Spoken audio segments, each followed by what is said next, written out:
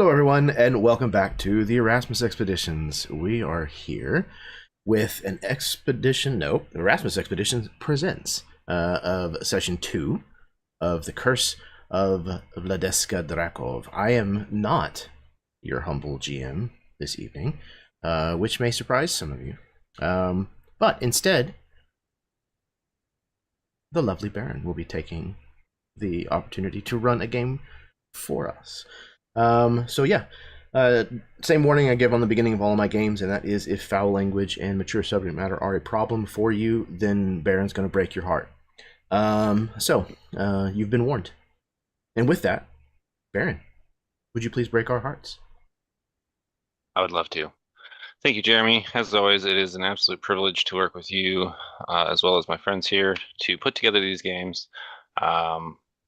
I know I thoroughly enjoy the process. You're incredible at what you do, and it is nothing but a boon to have you aid me in what I like to do. With that, we're going to forego introductions. Most of these faces are familiar on the channel. Check out their description below. It'll have any related topics that they are interested in you being interested in. But other than that, we're going to get right into it. Let the expedition begin.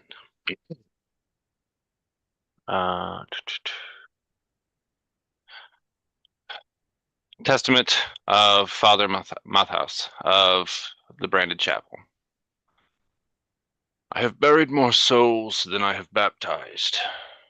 Every full moon I climbed Lekar's eastern wall with a lantern in one hand and the branded Lord's scripture in the other, blessing weary soldiers before the siege. They always asked me the same question. Father, will the burning Lord protect us? And I always answered with certainty. The flame never abandons the faithful. And I believed it. It had been a week after the scourge, and the dead had once again returned to the mists. I stood along the southern wall and looked out into the rolling hills behind the safety of the Talon banner. My eyes felt betrayed, as something I did not expect to see loomed in the distance. A creature taller than any man I had ever seen. Taller by a head and a half than any man had any right to be. This creature lumbered through the grass, and as massive as it was graceful, purposed, like it moved where it intended. I stared in horror for what felt like moments, minutes, hours, the horror and disbelief kind of overwhelming me. When, at last, to my amazement, the creature stopped and turned towards me. I felt in my very bones that the foul eyes in its head gazed upon me. The foulness pervaded all things about this creature. I began the rite of branding, burning my flesh to ward off the evils. Ask me not how I know it to be true, but I know it. It smiled. Not with one mouth, dozens, wicked with nasty grins, dripping with malice and hatred. The eyes stuck in a mortified terror of death's embrace. Every face, every death, merged in one being, looked at me and screamed. The wails of men, women, and children crying out together. My prayer faltered. I felt the wail overwhelm me, and I collapsed into the void. I awoke the following morning in my chambers. Like a perverse dream rotting in the back of my head, I couldn't help but remember the smile, those eyes, the creature. One of the town bells had found me slumped beside my post. He was making his rounds to awaken the clergy when he found me before his shift. I thanked him for carrying me back to my room, but I came to realize as I nursed my injured shoulder, the nightmare doesn't end with the full moon. There is no cycle, only doom. from journals recovered. We find ourselves in the second week of the moon cycle, which tends to cater to strange bedfellows, dark rumors. Last week, the gate was broken, a door compromised, and the lives lost of dozens, if not more, of the townsfolk in Talon regime. A focal point, Dr. Johann Schwartz seems to be the through line of an unraveling end of rope. This through line traveling not only to each of your paths, but through the night's events of the last full moon. This individual, now seemingly vanished, holds some very valuable secrets to those in positions of power within Falkovnia. Should an individual or individuals find him, it is almost for certain that that knowledge would be incredibly valuable to those who pull the strings. So before we go back to where we had left off, because I know there's some things that need to be discussed before we get full on into the following week, we return again to the night of the last full moon. Previously, we seen Maraza was present at the Eastern Gate long before it had been compromised, seeing families, children, stragglers be locked outside the southwestern or southeastern gate by these two guards. And in a decision in herself, aided these guards in locking the door. After this event, Maraza attempted to aid where she could, but ultimately, left to her own devices, was allowed to experiment. While that was taking place in a separate part of town, Yorgu, you were aiding Johann with a task vital in preparation for the siege. Given the dead rise, not from something viral or an infection, but necrotic magic from the land itself, the dead or recently deceased need to be taken outside the walls or taken to a pyre to be burned so that they cannot be used in the siege that is the undead horde that attacks every full moon. You worked alongside Johann, loading bodies up onto this cart. And it's a simple cart, flatbed, two large wooden wheels, and a sturdy pack horse at the front. I don't think this horse was Johann's. I think with his connections, he was able to kind of pull resources where he needed, when he needed them. And in this moment, his contact through Isabella, you are a resource he needed. The strength he needs to haul these bodies. Before I ask any questions, you do notice and have noticed that Johann is incredibly nervous. Canonically, he has been someone who is calm and collected, but tonight he seems on edge. More so than what you would expect. I guess it's hard to say. For the oncoming onslaught, he has been looking over his shoulder. He has been kind of lost in thought mid-sentence, or caught gazing into whatever lays in front of him. And he seems to be in a rush, like he's got somewhere to be. But you see the straw-haired man with the disfigured face of skin kind of pulled to its limit to preserve whatever features he has left. Thankfully, it does not impair him to any degree that it prevents him from doing his job. So he works with you to load these bodies into the cart.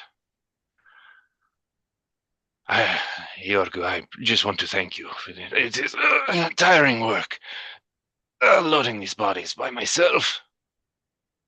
He looks Yorgu over his like shoulder. offloads like one off of each shoulder into the wagon, like right beside him. Forgive me, good doctor, but it seems there is something on your mind. You are distracted, concerned, beyond the reason the rest of us are concerned. Is everything all right?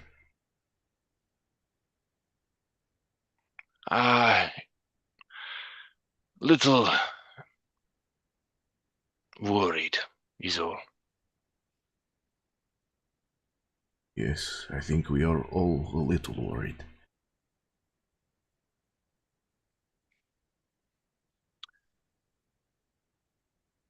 I am just curious as he kind of loads this last body onto the cart.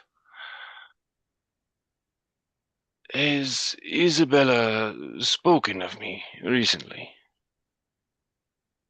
Um, Not that I can recall. There are times where your name has come up. How much indebted we both feel towards you. Yes, but not recently, no. Why do you ask?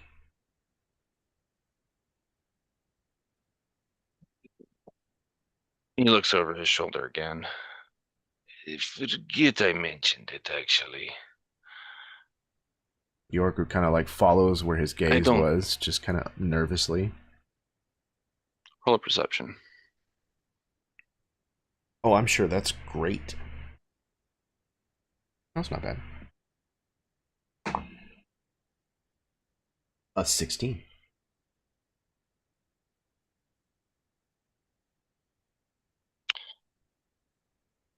Hold on 1 second.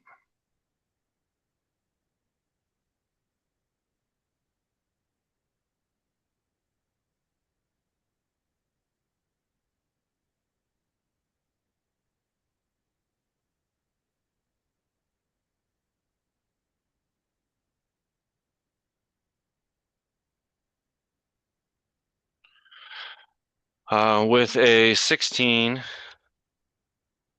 you see, I mean, you guys are not exactly like in a crowded area, but there are passersby kind of giving you a wide distance. I mean, people are taking the fastest route home. You do see an individual that seems to linger before they notice you see them and then disappear. Um, this person looks vaguely familiar in terms of what the audience would see. They wear similar clothes to an assailant that attacked you in the previous session. As you turn back after this individual disappears, you see Johan's face is very pale.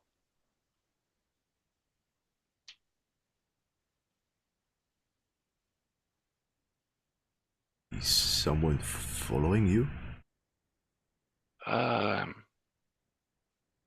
No, no, I'm Yorgu, and he like hands you whatever payment would have been agreed upon. I appreciate your help. Of course. Anytime that you need my help, I will do everything that I can. I owe you so much, Dr. Forge. Thank you.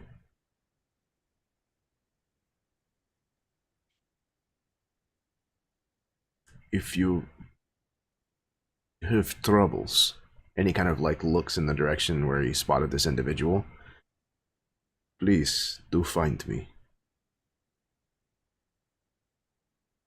I will. Thank you.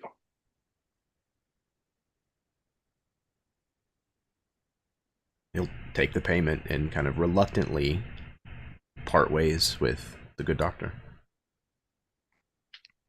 Um, in a different part of town during the same uh, couple of hours, we see Poe, very much alive, very much full of color. Poe, you've been sent on a task by Captain Schwartz.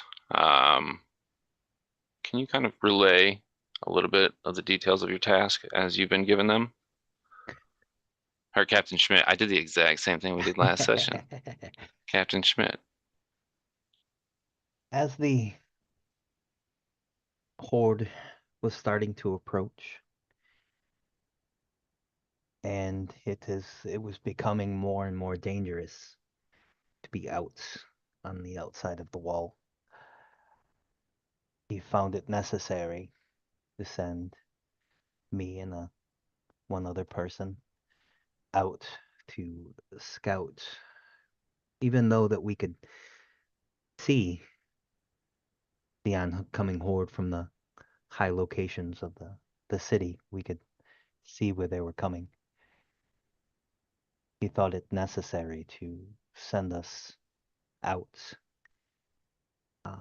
putting us in unnecessary danger. So I did as I was told. I had a task outside the gate anyway. So I agreed. You are no stranger to being put outside the walls in situations where you don't really want to be, this being one of them. You have previous obligations of your own as well.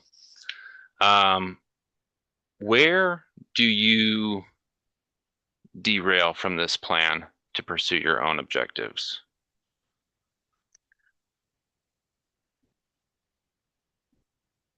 Outside the gates, approximately about a mile or so, there's this old barn that is falling down. And at that barn, there is an unmarked grave buried beneath some boxes and an old wagon. And in that wagon, underneath that wagon in that shallow grave, is my son Connor. For the last 2 months, I have been going outside the gates and ensuring that Connor, as he rises to join the horde, that it is me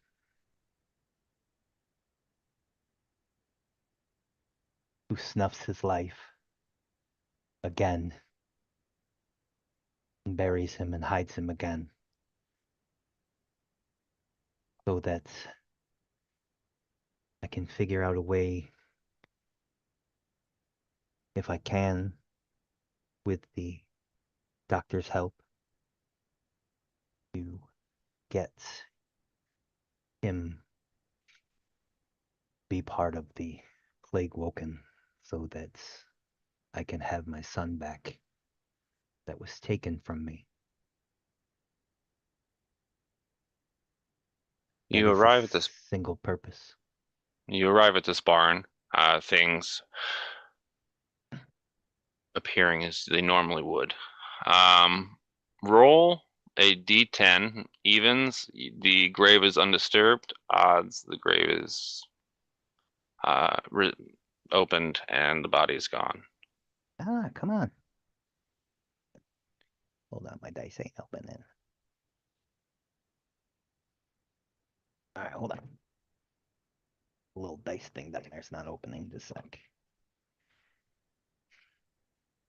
I just had cleaned up my room, so I lost my dice in here. Somebody was saying D&D Beyond was acting weird last night, so it might still be buggy.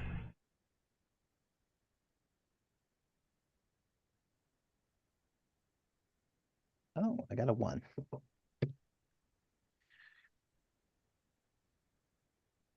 What did I say? Odds, and the body's gone. Yeah. You come around the corner to where you would normally have stashed the body, and the dirt is freshly dug. Body is missing. Okay. I am going to climb inside the barn to get a vantage point to see if I can see him. You are able to find enough foothold. I mean, it's not like the most secure barn there's ever been, so it's Yeah. easy to find holes and whatnot to climb up this. Roll a perception check. Let's see. There it goes. It rolled. 19.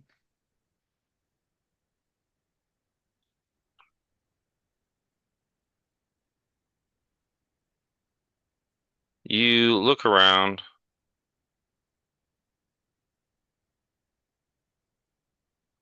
Sorry. You look around and you see what you'd expect. The forest is still. No birds, no creatures roaming about, not even frogs. You are kind of in like the encroaching twilight. I would imagine like the sun is behind you, casting this huge shadow, and you think you see something. Moving towards, I mean, you said this is a barn. I imagine that this is actually like a cluster of smaller farms, like that the houses stood together and then the fields kind of radiate out from them. But there's a light that casts into one of these other houses and goes inside. I am going to hide and start sneaking that way because obviously that's my objective is to find him. So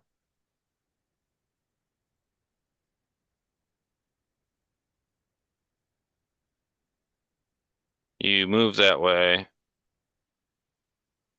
and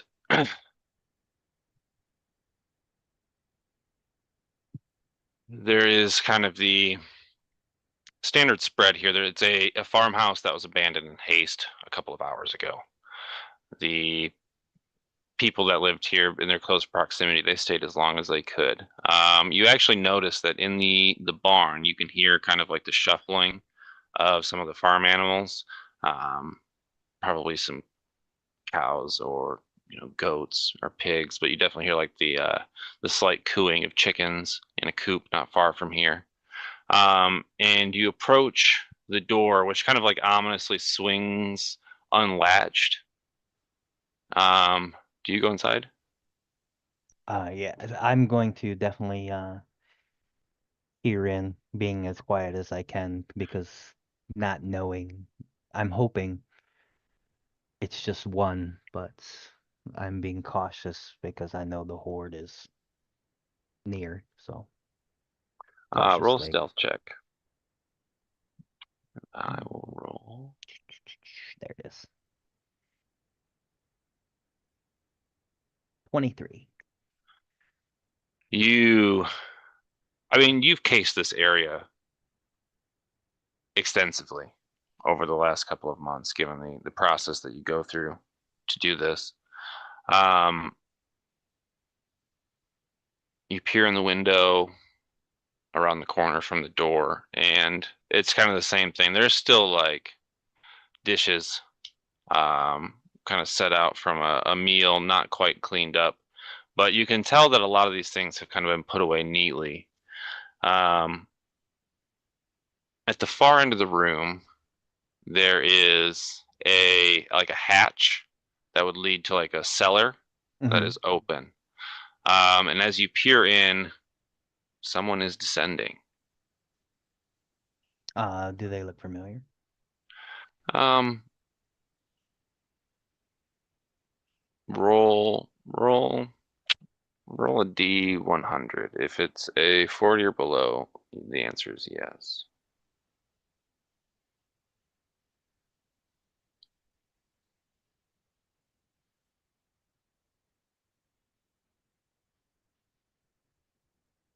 100 nuts. Come on.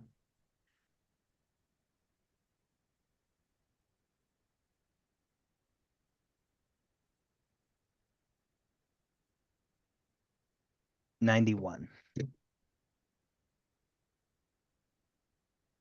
At this glance, you aren't able to see any features that look familiar, if you do know them. All right. Are they within hearing distance of me? You could shout for sure. Okay. I'm gonna without I've quietly, but enough they can hear me and whisper, Connor, is that you? There is no response. Do they continue descending or look up? Like you seen like the top of a head go down. Okay. Can I tell how big I've been here before. Can I tell how big this room is down here? Do I know the layout? Like Of how the much room is basement. down there? So Yes. I'm gonna say that actually, in regards to this hatch, you have never observed this hatch before. You thought that this, for the most part, this all sat on just like dirt floor, but you now see at the far end where dirt kind of ends and there's like wood planking into the ground, and that's where this hatch is. Okay, I'm gonna go ahead and wait since I don't know if it's undead or not, or if it's an actual live person. I'm going to wait till they are completely down and move away from the ladder before I quietly descend. So as you take your time to get over there and you descend, you find yourself in a tunnel. It winds into like a black abyss, not 3 to 6 feet in front of you, but it does go in the direction of the city. Actually, I'm going to go to the I'm gonna slowly go back to the top of the ladder and puts whatever I seen them move back into place, like whether there was a carpet or anything like that, to try to hide the You trapdoor. can see that that hatch, like it's on a pull string to a table, so like when it closes, it kind of shuffles the table Okay, over top of so then I will quietly and stealthily follow. it. Do you light a torch of any kind, or you just follow in the darkness, hand on the Uh, wall? I'm being that I'm a rogue and everything, I am going to not light a torch. I'm gonna put my hand against the wall and slowly follow the footsteps, uh, keeping my hand on the wall to know where I'm at quietly. So you disappear into the blackness. And it's from that blackness that we kind of zoom out of a dead body's calcifying eye. Its iris kind of stuck in this dinner plate iris, um, standing above this person. Maraza, can you describe what this dead body looks like and what exactly you're doing to it? Is this the night of the most recent siege, or is this a No, it's the different night one? of the most recent siege. So this would have been after you were unable to find anything to help and Hmm. caught what's kind of a glimmer of opportunity. You took advantage, and what do we see you doing? So I think Maraza saw not as bad as the southeastern gate, which was fully breached, as we know, or at least partially, to the point where several dozen people died. There was another small breach of the undead over the walls of Lakar, essentially. And there was a small incursion. There was a small group of Talons there as well, and they were struggling to hold the line. She came after the fact, or arrived after the fact, and saw that there was one of their number that had turned tail essentially, and fled, abandoning her comrades. They were able to fortunately hold the line, so the breach was not as severe as what happened at the southeastern gate. But she followed this young Talon, maybe like 17, 18 years old, this like young woman, probably a peasant previously before she was sort of conscripted or inducted into the Talons. Um, and she watched as a handful of like sort of undead stragglers descended upon this individual, and she tried to fight them off and just could not do it. So she was slain, and then the undead were subsequently slain, probably by Maraza herself. So she's looking down at this corpse with this calcified eye, and she is going to take off the iron chain that hangs around her neck that has this small, it's about palm size, this book bound in crudely stitched leather. And she's going to open the book. And then once the book is open in her left hand, she reaches into her satchel and pulls out this really like gaudy and cheap looking brass ring that has a surprisingly high quality emerald set into it. And there's some kind of liquid moving in the emerald. And Maraza will look around. Maybe the body was in like an alleyway where this poor Talon was struggling in this final fight, what would be the last fight of her life. Um, and she will position both herself and the body so she's not easily seen from outside the alley. She lays the book down, sort of squats down by the body, places the ring on this young woman's chest, and she begins to read these reddish brown runes that are daubed on the parchment pages of this book. They are words of necromantic power, and they almost like singe her lips as they come out of her mouth. The liquid within the emerald begins to roil and churn and bubble. And I think what we see is this fallen Talon's shadow twitches independently of the body, sort of spasms and shudders. And then slowly but surely, almost like water being pulled into a straw, the shadow of this young Talon is pulled into the ring, resting on her chest, into the gemstone. And there is this glimmer of yellowish green fire, the same yellowish green corpse flame that flickers in a tiny ember in the empty eye socket of Maraza's left eye. And she's sweating by the time the incantation is done. And she swears she can hear this like very faint, muffled scream as the last of the shadow is sucked into the emerald. And she lets out a breath. Imagine she almost like sags onto her haunches. And then with a shaky hand, she reaches out and picks up the ring, and she looks into it. And I think we zoom in on the emerald and we see this sort of shadowy visage of this young Talon looking out with panic and fear. And Maraza just smiles and says, "Even in death, duty does not end for a Talon, little one." And she tucks the ring into her bag, grabs her book, puts the chain around her neck, and she stands, kind of wipes her hands on her breeches, and she starts to walk back out into the city streets.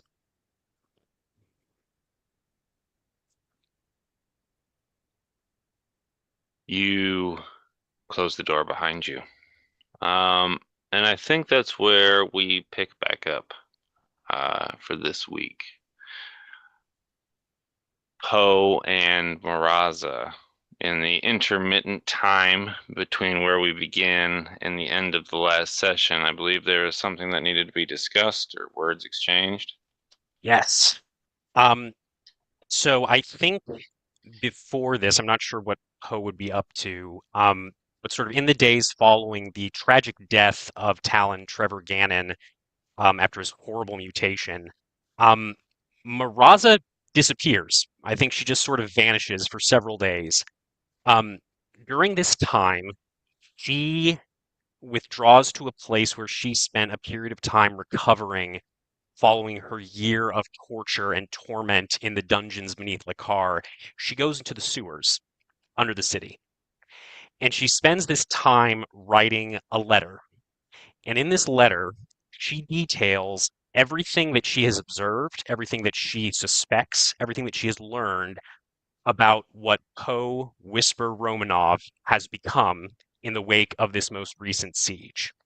She writes down what she believes has happened to his son, what he's trying to do with Connor, basically killing him multiple times in hopes that he will be resurrected as Plague Woken. She doesn't sign this letter. And then once this is done, she personally delivers it to one of her few remaining contacts in the Talons, her actual former standard bearer when she was a Talon captain, Vasily Erevin. And she basically tells him to hold on to this letter, and if he does not hear from her prior to the week before the next siege, which would be, I think, 2 weeks from now or 3 weeks from now, timeline From wise, it would from be 2 like just weeks. over. Okay, so So if he the third if week, if you will. Gotcha. So if he doesn't hear from her like the week before the next siege, he is to put this letter in the hands of his superiors in the Talons because he is still a member of the Talons, and Maraza unfortunately is not. At least for her, unfortunately. And then, Poe, wherever you are at, I imagine it's maybe a day or so later.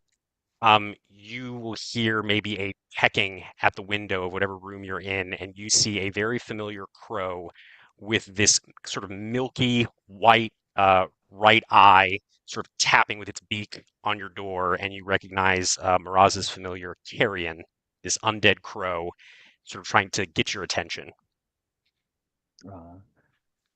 I will go to the door and open it. Yeah, and the crow does not land. It does not follow you in. It starts to sort of like fly away, and then when it sees maybe you're just sort of staring at it, it flies back and then continues to fly away, trying to, it seems, draw you in a specific direction.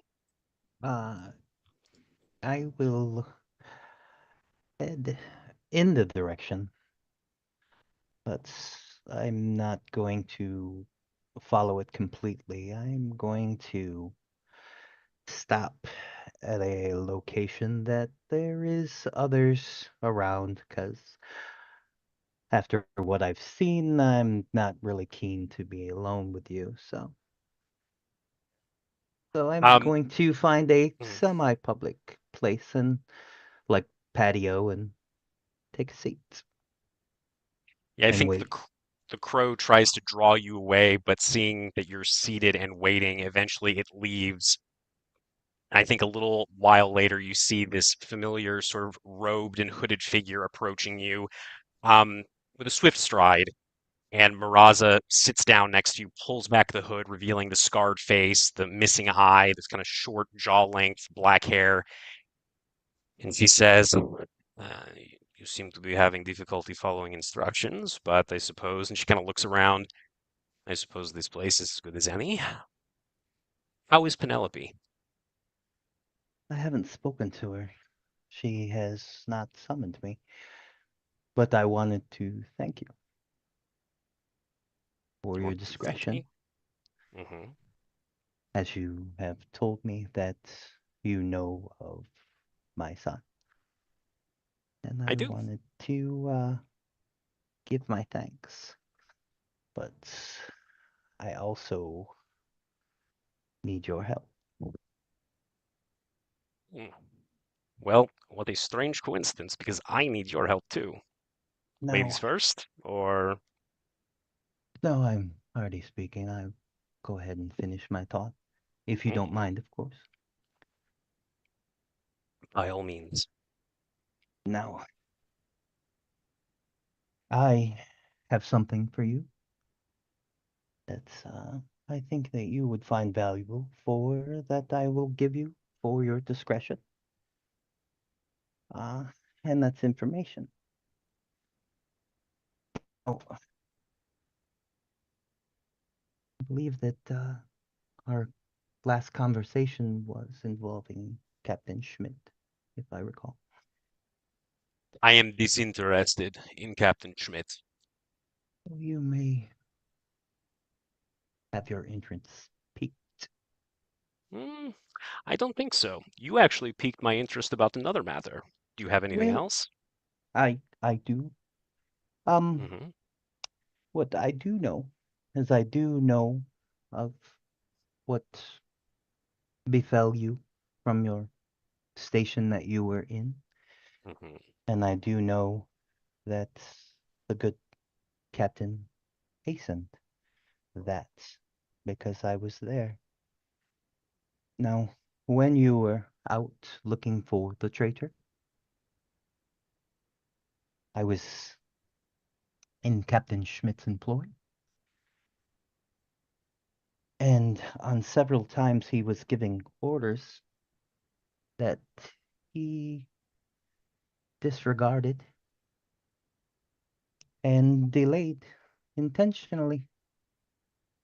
Now, you were supposed to receive reinforcements.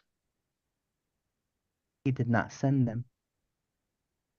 You were supposed to receive intelligence.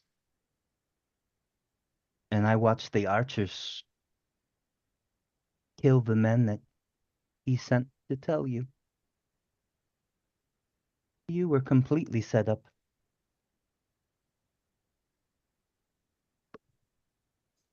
But as in that I will give you for your discretion. I again thank you. But I am no fighter. I do not have your prowess on the battlefield as we saw. I cannot fly. I cannot command others to do my bidding as you, as I have seen. I am a simple merchant of information. I am not a fighter. But what I do fear is that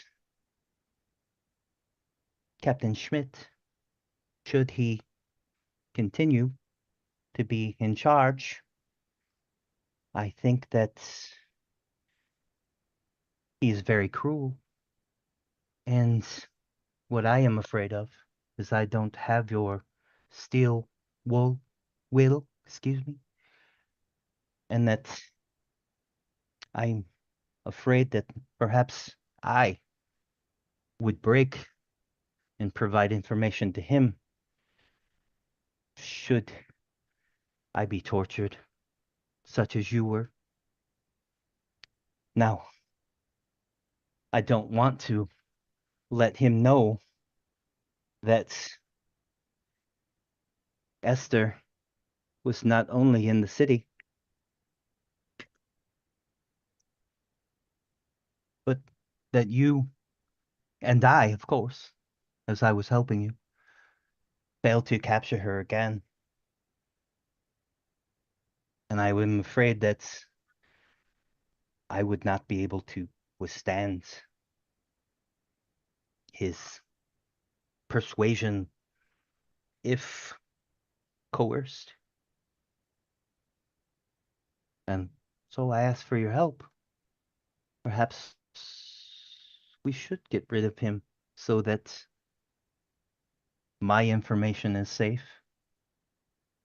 And so is yours.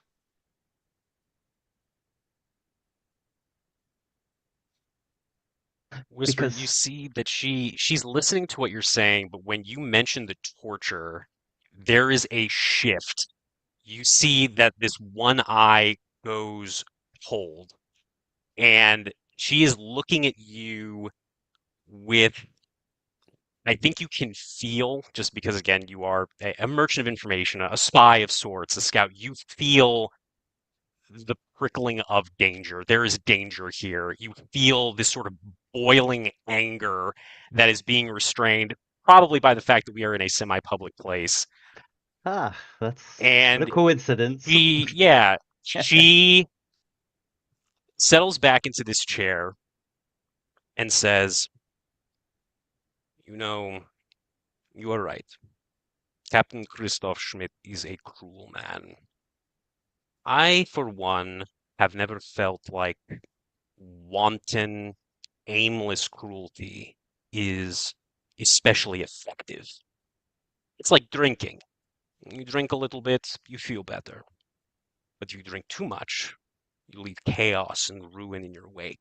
And it takes more and more to get you drunk. It's just not as effective. I prefer to be cruel with intention. As If we what all you have. say is true Oh, it is about Captain definitely true. Schmidt, that is very interesting.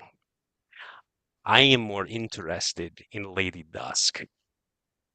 You seem to be struggling to wrap your head around the idea that and she kind of gestures down to herself, I am not wearing a uniform anymore. What will But you should be. happen?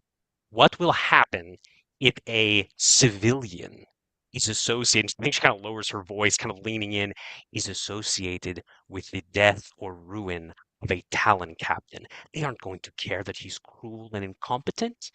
They are going to care that a civilian lashed out against one of the Queen Führer's enforcers. Think, you fool. We can do nothing against him right now. I am no fighter. Why would I do that? I'm not talking about you, Whisper. You have to think outside of yourself sometimes.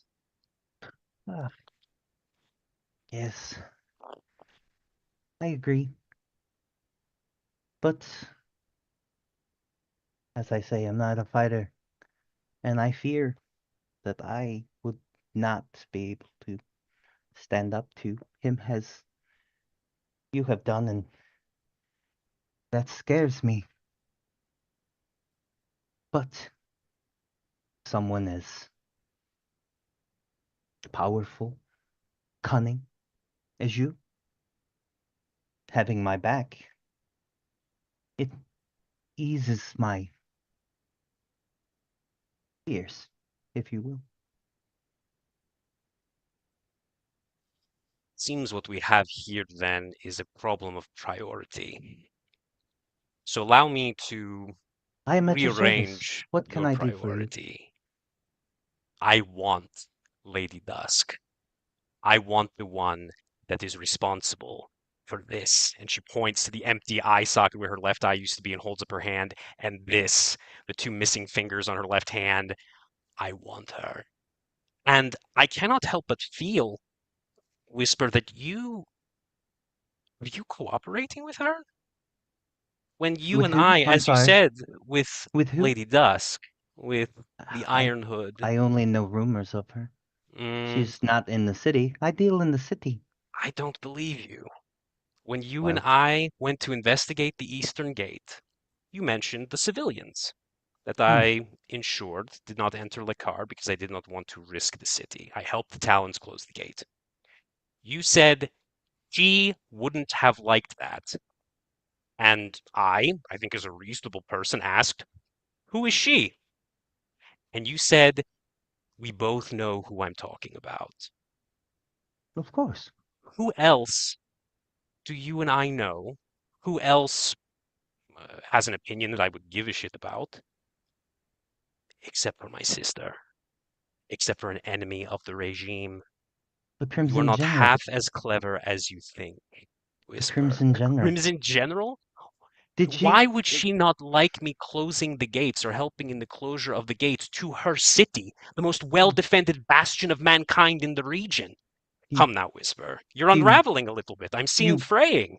you mistake my intentions. I Hmm. meant that showing the weakness of allowing the civilians in, not keeping them out. I know for a fact that she wouldn't let them in. You did exactly what your duty calls, did you not? You followed orders, as you should. You're a good soldier, correct? You did what your superior would have wanted you to do. And had you put the city at risk by opening the gates, that is all I meant. I Don't see. read too far into it. Oh, but I must. You are a merchant of information. I have to be a little And that suspect. is what You I'm serve providing to you. Penelope? You serve Captain Schmidt? You serve me? A man cannot faithfully serve so many masters, Whisper. But yet, as you said to me before, when you are on a leash, sometimes you don't control who walks the dog, now do we? Hmm. I see that this is going to be difficult. I see you are going to force my hand in this. So this is what I'm going Forcing to your tell hand? you. By Mhm. what do you It's all mean? right, Whisper. I am And asking she for your sh- assistance. she leans in. I'm going to help you. Of course I Thank you. am. but you're going to help me first. Of course. It's a give and take. You know what they say. Mm-hmm. I do. There's this old A thing that working relationship. I say that a talent's duty is never done. It's true. You are going to help me find my sister. We Of are going to course. deliver her to the Crimson General. Hopefully, I that will will get me reinstated to my former position, and I will keep my then we eyes can and ears go open. after Captain Schmidt. Tell her, because I know you're talking to her. You have to be. It's too much of a coincidence. She's able to throw you off of her when you try to grab her. You go crashing into a cluster of barrels. She's not that strong, Whisper. She's not Yorgu, that's for fucking sure. As I stated to you, I am not a fighter. I understand. She I'm a stands merchant. and she says, Whisper, Did she? if What? you do not help me do this as soon as possible, there's a letter that will be delivered about you and about your son to the Talon superior officers. Ah, How do you please. think they will react to learning there is a, she lowers her voice again, sentient undead walking around Lakar? Hmm.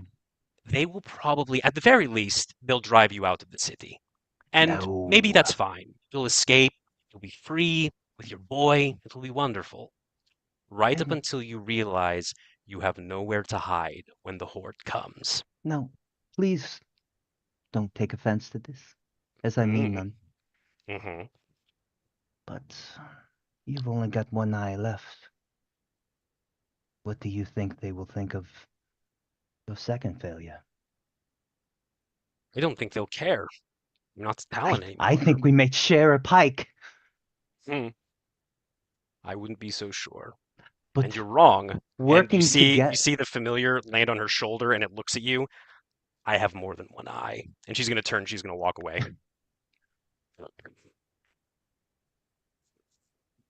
I'll talk to you later. You Have a good better. day. Oh, my phone just answered me. We find ourselves in the week of the waxy moon. um, there are quite a few things that usually happen in this week, as if the patterns repeated themselves. We see there is a surge in children kind of running in the streets. Their dirty feet and tattered clothes. They go unbathed. They run to and fro. You see some of them carry packages. Some of them carry letters. They seemingly function as the courier service for a town that has to find a use for everybody. And in such, the second week also brings the recruitment of new talents, but also the forced labor conscription. This is something that all of you are familiar with, but I don't think this is something that all of you are subject to. Yorgu, how is it that you either evade conscription, or what do you do if you are conscripted in labor? I think because of the heads up from both Johann and Isabella in the past, he knows like when he needs to go into hiding to avoid being conscripted. So I think that in the period of time when that usually comes about, because everything's kind of cyclical, here. Uh, he literally goes underground. He finds an entrance into the sewers, um, and hides out, either there or in like a burned out section of town somewhere, and lays low until the conscription process is kind of finished. So you know that idle time is time wasted. Given that you're hiding, is there anything that you do to occupy your time, or is there any planning or kind of like preventative maintenance that you do to ensure your survival? Um, I think he is. I think he is making a careful, like studied map of the city. Perhaps even just on the wall of this place that he comes back to repeatedly in, charcoal. So he literally just grabs, pieces of coal that he comes across and uses it to draw on the map. And he adds a little bit at a time. And at this point, I would imagine that, it's become quite a sprawling, sizable drawing on this wall. And he's just kind of slowly like filling in details that he's noticed or taken into account as he spends time here in the city. So I think as we are looking at this map mural, we see on the southern edge of this map, I'm sure there's cardinal direction in some variation, whether that's the top, bottom, left, or right, or what have you. There is a single kind of branching tunnel that seems to go off that you have yet to fully map what's beyond that tunnel. But it's odd. It's just a straight tunnel that goes south of the city. We see it kind of radiate out from that, and there is the complex sewer system that is kind of like generationally built.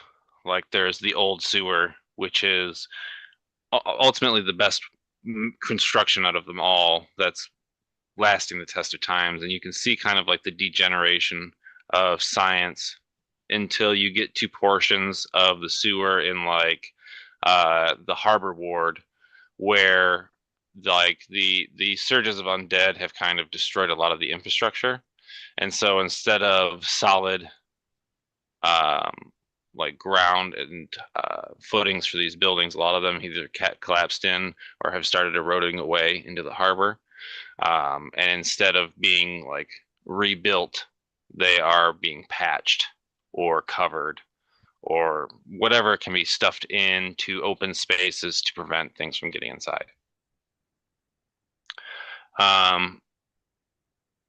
Is there anything else you would like to expand on in your hiding?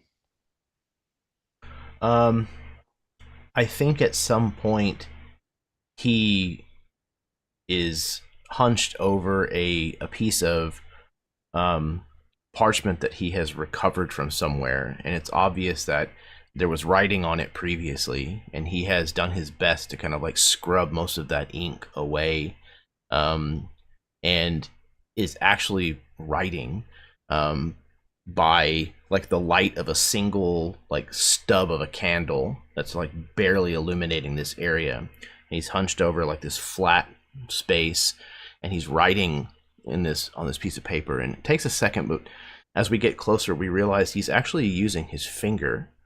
One of his nails, the nail on his like right index finger, is long and is split like vertically down the middle, almost like a fountain pen, and he is writing as he is very, very obviously like concentrating, and his penmanship is terrible, worse than his grammar or spelling, but he's doing his best to try to write a letter to Isabella to let her know that he's okay.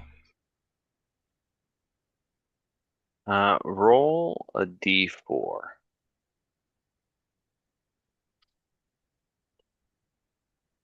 That's a 2, boss. With this letter, would you be using the Rat Pack gang of orphans to deliver your messages? Yeah, if he's got like access to them, he would absolutely do so. A lot of them take refuge in the sewers if they can find nowhere else. There's a lot of open buildings, but just because they're open doesn't mean they're safe, because it's around this time that the Talon regiments start to double with the surge of new recruits, and they start to retake the city for securement. I don't know if securement's a word. It doesn't matter. We make up words here. That's what fantasy's all about. Yeah, whose RPG is it anyway? The words are made up, and exactly. I don't have you guys roll dice. So, a lot of them come down here, which would have put you in a proximity with quite a few of them, I imagine. Sure. And as such, you He kind of probably gets along better with them than most other people. 100%. They have like the youthful, suspicious respect of things they don't quite understand. Like you might not like it, but they all do refer to you as Quilted Man. And if you bring gifts and food to the Quilted Man, the rats will leave you alone in the sewers or whatever. Yeah, absolutely. You occasionally hear bits of gossip, but the one that you hear amongst the children the most is there is talk, whether this is among the kids or what you're hearing in the greater scope of things, of some sort of horrid sound coming from the bastion, those who stay in close proximity to the wall. Some of the orphans have even admitted to hearing it in the sewers close to that section. But having explored, that the sewer kind of abruptly ends except for a few in and out lines that go towards the bastion. And that's really... Actually, I think the bastion's on an island by itself. What am I talking about? It doesn't matter. You can't get there from the sewers. But there is noises coming from the bathroom. The bathroom. Bastion. Noise coming from the bastion, as well as talk that people are saying Vladeska wants this to take place. There are rumors that this is something that she wills upon the people. Of course, this is not spoken in front of Talons, and more often than not, you probably imagine these orphans only talk about it down here. There's also talk of dead laborers, a few guards, and the bodies that have been found were ripped to pieces. These murders seem to have decreased in frequency, as apparently they have gotten further and further away from the city.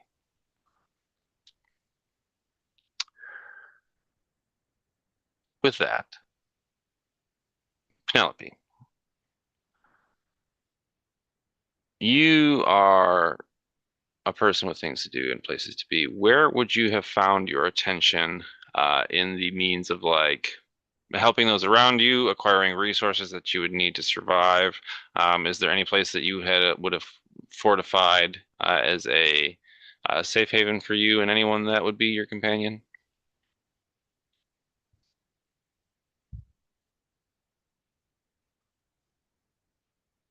I think that if it's okay with Yorgu, I think she would go down into the sewer with Yorgu.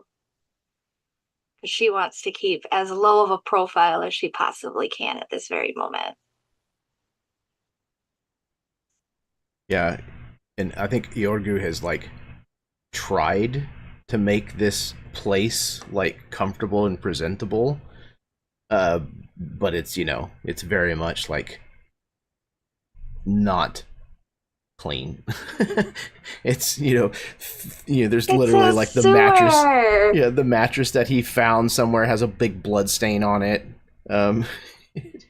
He's like tried to like find some cloth to like make curtains out of it so that you can have some privacy. Oh, that's so cute. Yeah, he's very apologetic of the state of things. Oh, it's very obvious that she doesn't. It's fine. She doesn't care. If anything, she's... at first, it's very much a robotic type of feel with the group having killed Trevor.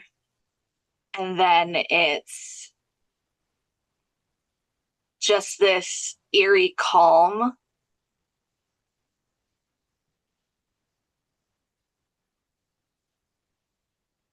She's not sending out any letters, anything like that. The only people that she had are basically gone now.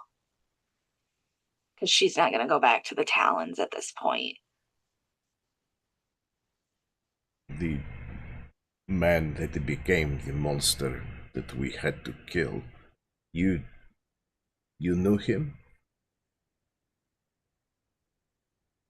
I did.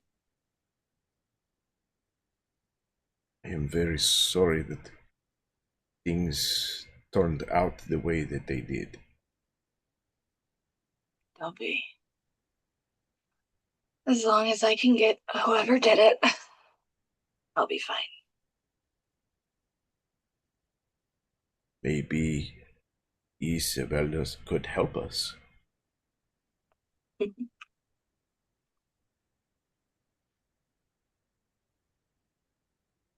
She can help you if you'd like her to help you. She's not exactly useful to me. See, you do not like your sister. I do not.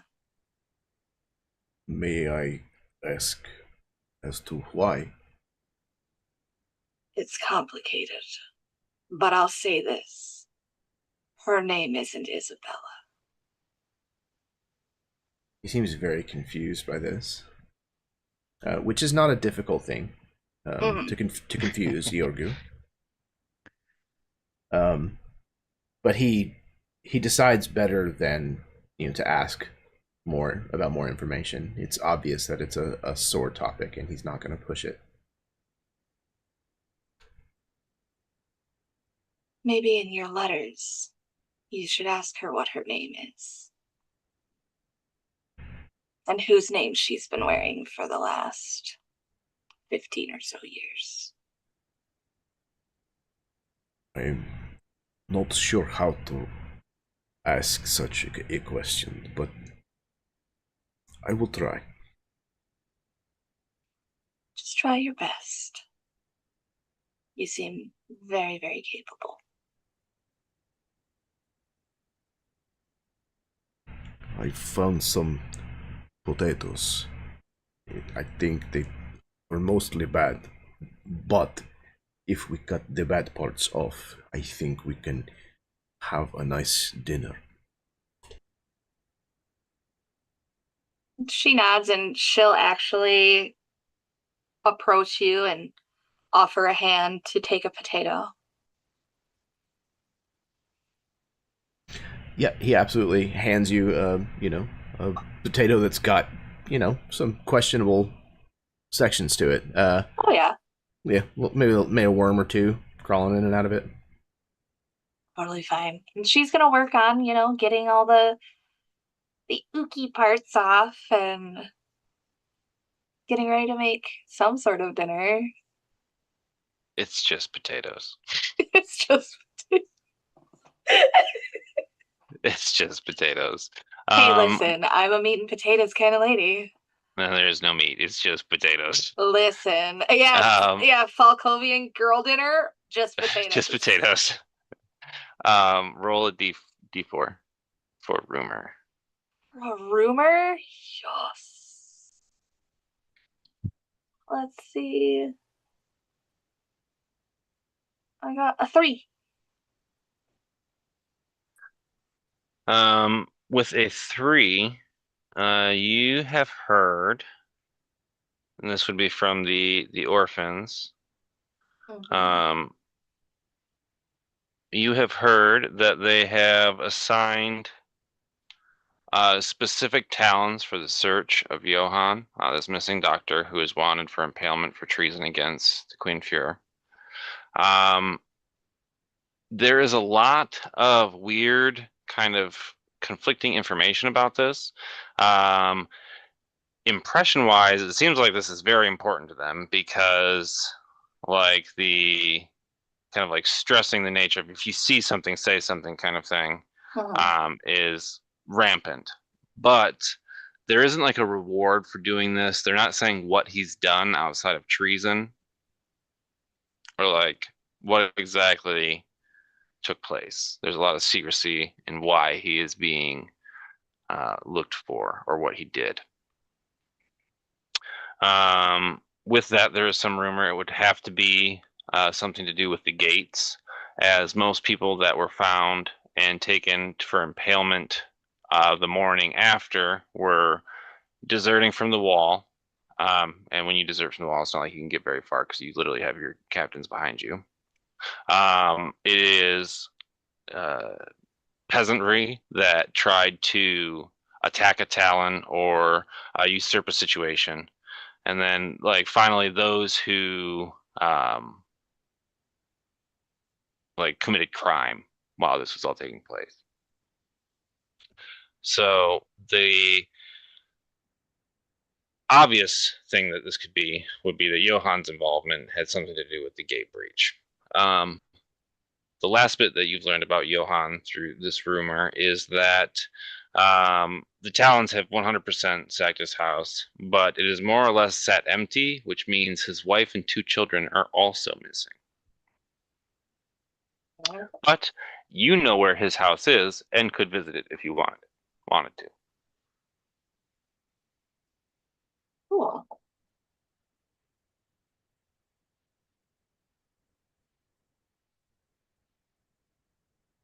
I think that's what she would.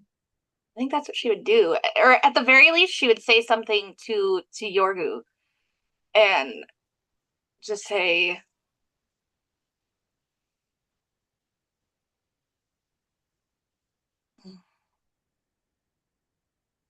"With Johann gone,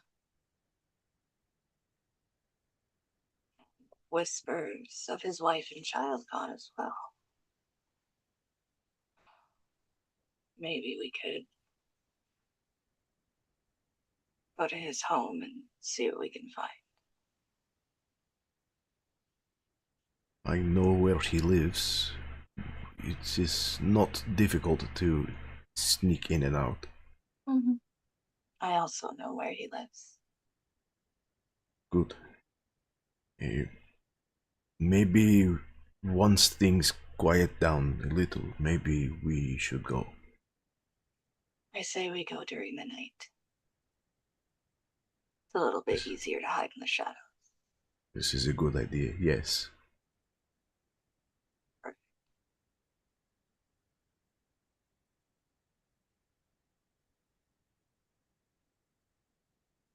We see kind of like the silhouette of you guys eating potatoes in front of like this stub of candle and like the backdrop sewer. We fade into the black. Rhynol, you are also considered capable in the eyes of the Talons. But you do have they don't recognize you as like a specific member of the Branded Faith, but you do have burns on your arms. Or I think it was on your neck. That is occasionally visible. How do you avoid or participate in the forced labor? I think Rhynol is actually has put himself back into the Devout of the Brand. He's helping them prepare. He's kind of blending in there at the moment. Not just to not do other work, but maybe to try to glean some information. Where everybody else in this other group that he was with, weeks ago, are more information about the doctor, but he's using his knowledge and abilities to kind of blend in back with the Devout of the Brand again. And kind of like fading into a group of monks, while you're able to kind of shield yourself from a lot of Talon activity by feigning the brand, which sounds really cool now that I said it out loud. You are not really able to gather a lot of rumor information. The brands stick to themselves. They're kind of very self-important, and you see that there is an intense fervor. They also have been taking in new recruits, and that's probably how you were able to kind of pass yourself in so easily. I mean, there's always chaos after the moon anyway. And like there's only a handful of people that would have considered what you did outside. There's only so many witnesses and so many people that live. You know what I'm saying? So there's plausible deniability. You do hear that Monsignor Wellman, who kind of led the procession of the pyre the following morning, has been kind of making a lot of wild accusations that there are experiments being done upon the masses, that there are creatures being made in laboratories or beneath the bastion, that you can't trust anyone because you don't know who is like in direct contact with Vladeska themselves. Paranoid ramblings of people coming back from the dead but remaining conscious. You hear a lot of kind of like,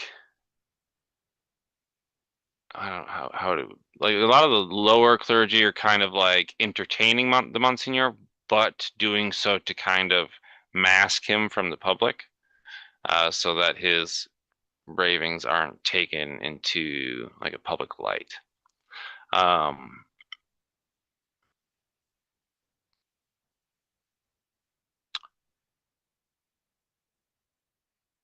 You did notice that there was,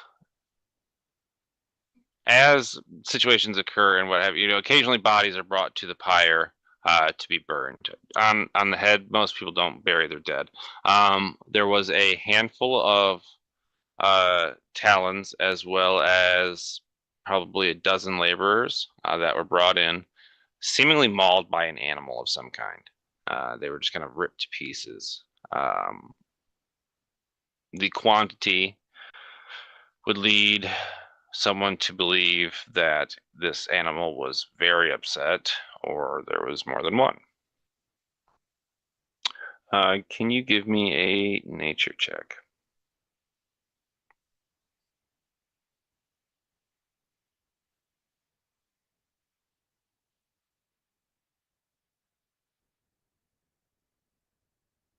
It's a 6.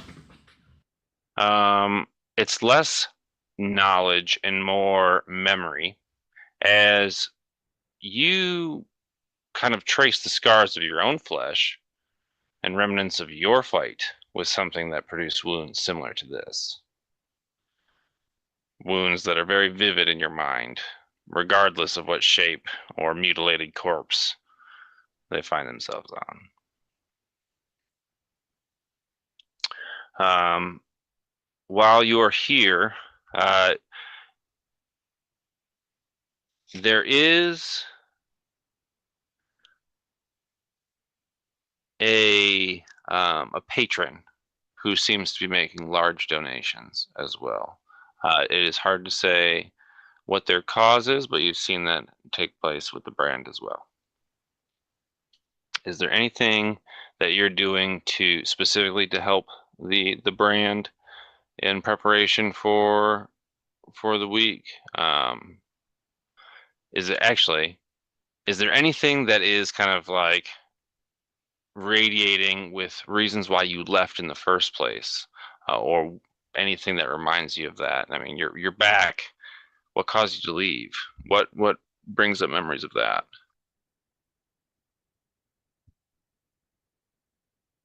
You muted.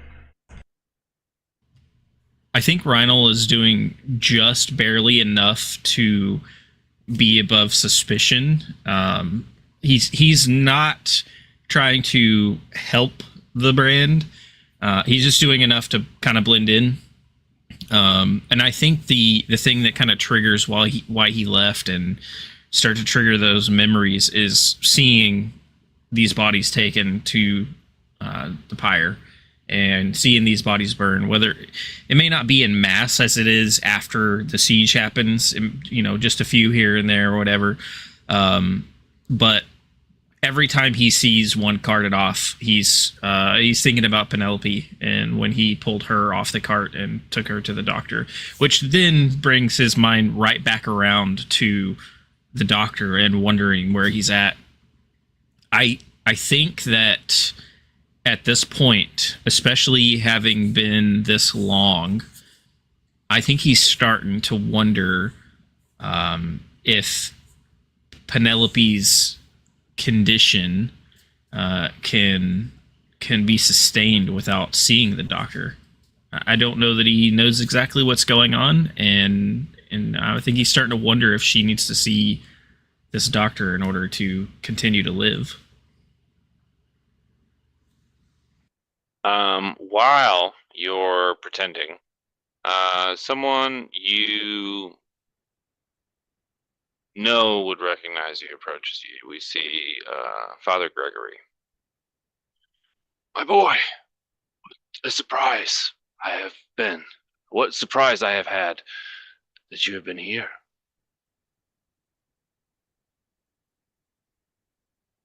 Stop the Phoenix from taking over. This is what I know, and where I can blend in and not have to be forced into the Talons or do things I may regret. So you pretend to be one of us? Yes. Well, I will not blow your cover. Just know, people watch, and it is easy to get by in time. It will not be so easy later. Thank you, Father Gregory. I'm prepared for that time if it comes.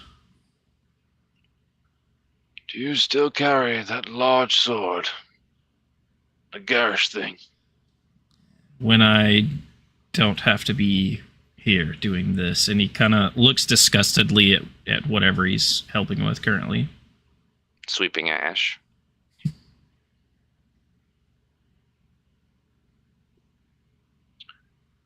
Do you mean to take it up again? I think he looks. I don't think his blade is anywhere I wouldn't necessarily even close it's by. like here right now. I gotta imagine that you found a place to store it or something. Yeah, it's maybe wherever he's. Yeah, he's definitely found a place to store it, but he kind of looks in the general direction of like where he would go to get there, kind of wistfully for a moment, and he says, that is my new brand."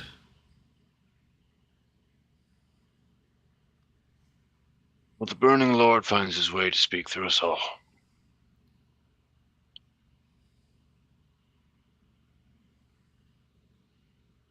I must say,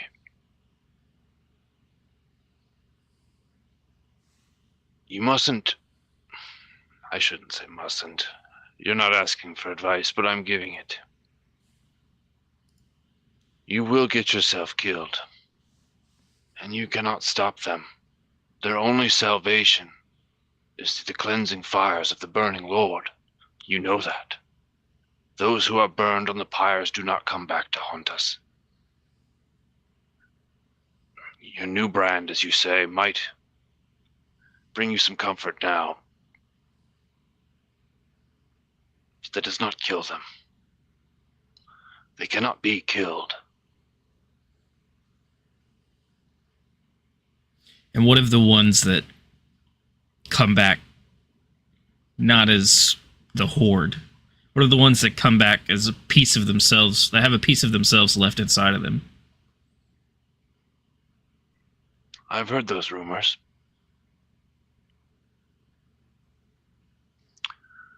Our benefactor, the large donations, they find a lot of interest in those who come back. How does it make you feel?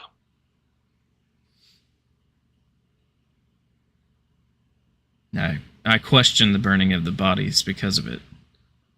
Or how are we to decide who gets to come back mindless and who gets to come back as with a piece of themselves, or who has to burn and never come back?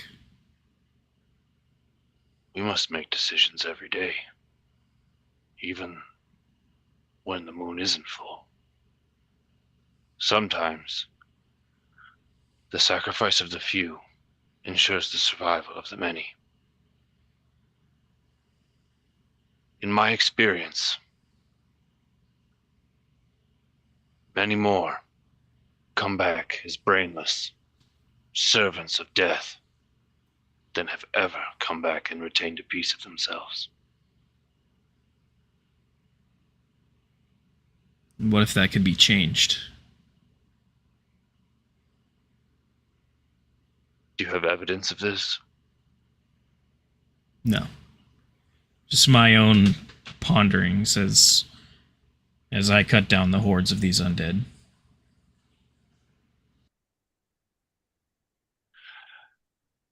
Then it seems perhaps if your wish is to see who will come back and who will not, I might suggest you stop cutting them in half. And he kind of like smirks at you, taps your shoulder, and stands. You hear like the popping of his bones. Ugh. Come eat with me in my lodgings this evening. We'll speak more. He goes to essentially walk off. And as he exits the scene, that is where we're going to take our break. 10 minutes. Get what you need. Smoke if you got them. We'll come back and take this as far as we can take it. So with that, Jeremy, send us off.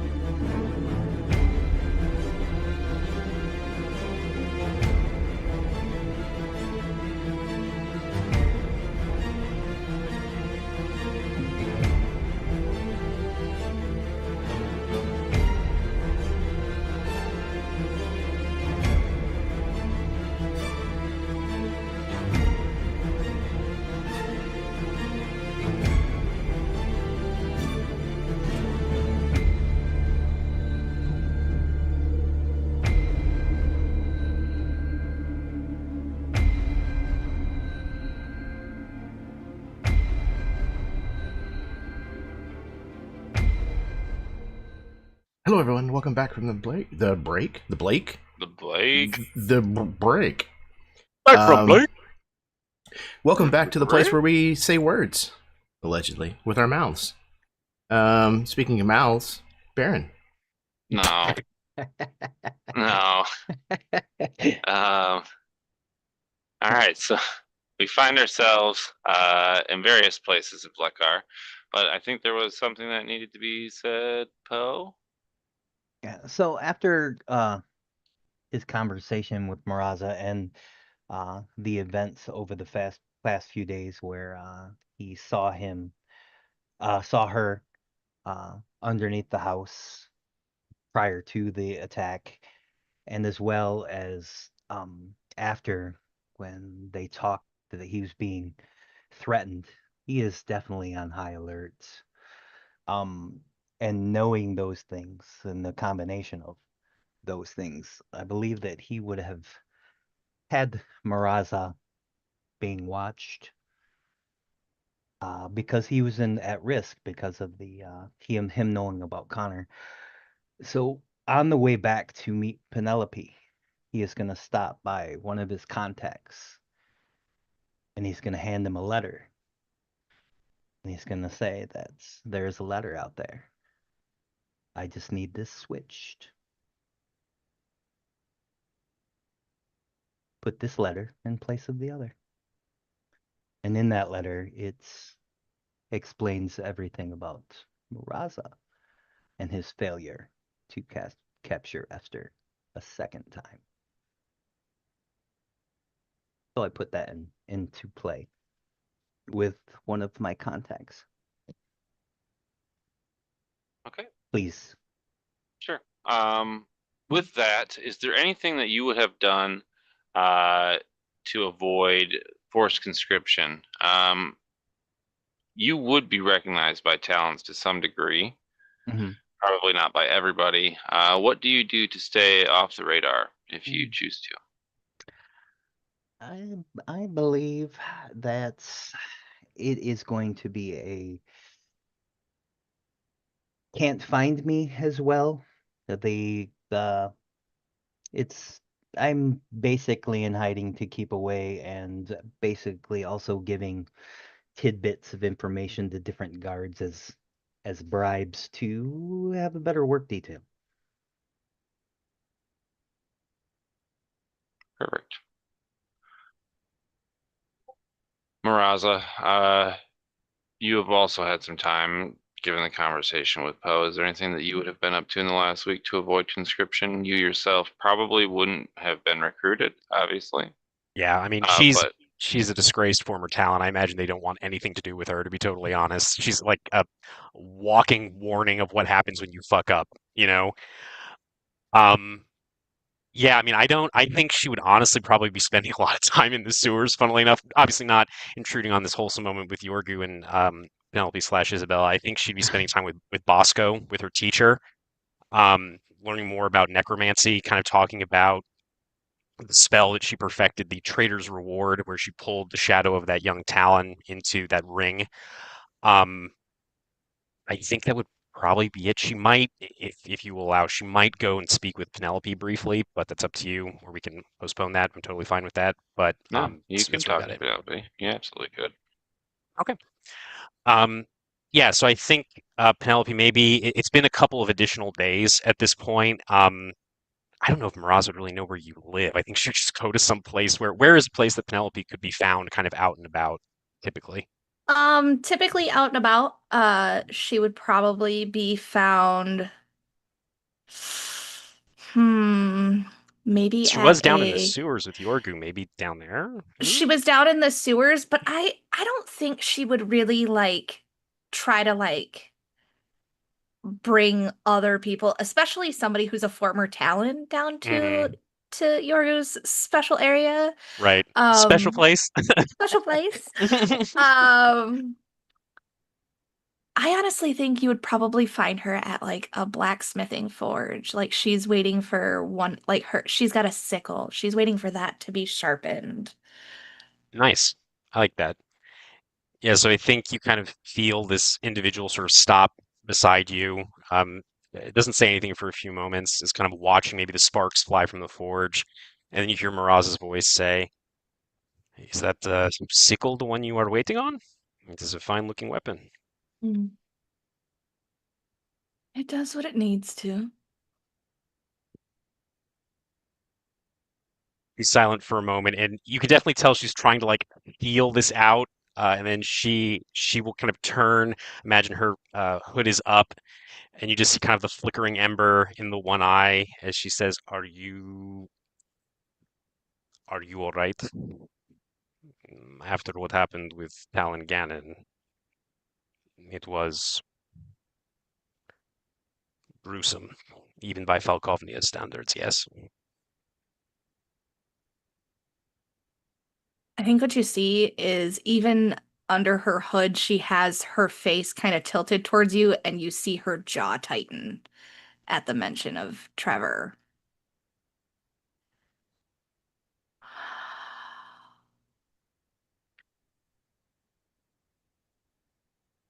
He was my only family, so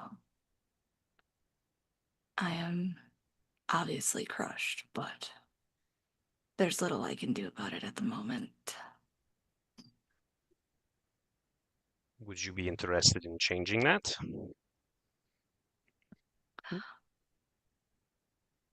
While my curiosity is piqued, I'm unsure if I should take an offer from you. I think we both want the same thing. Not that I would want to presume, but the woman who did that to your family, I am familiar with her. So is your pet Whisper.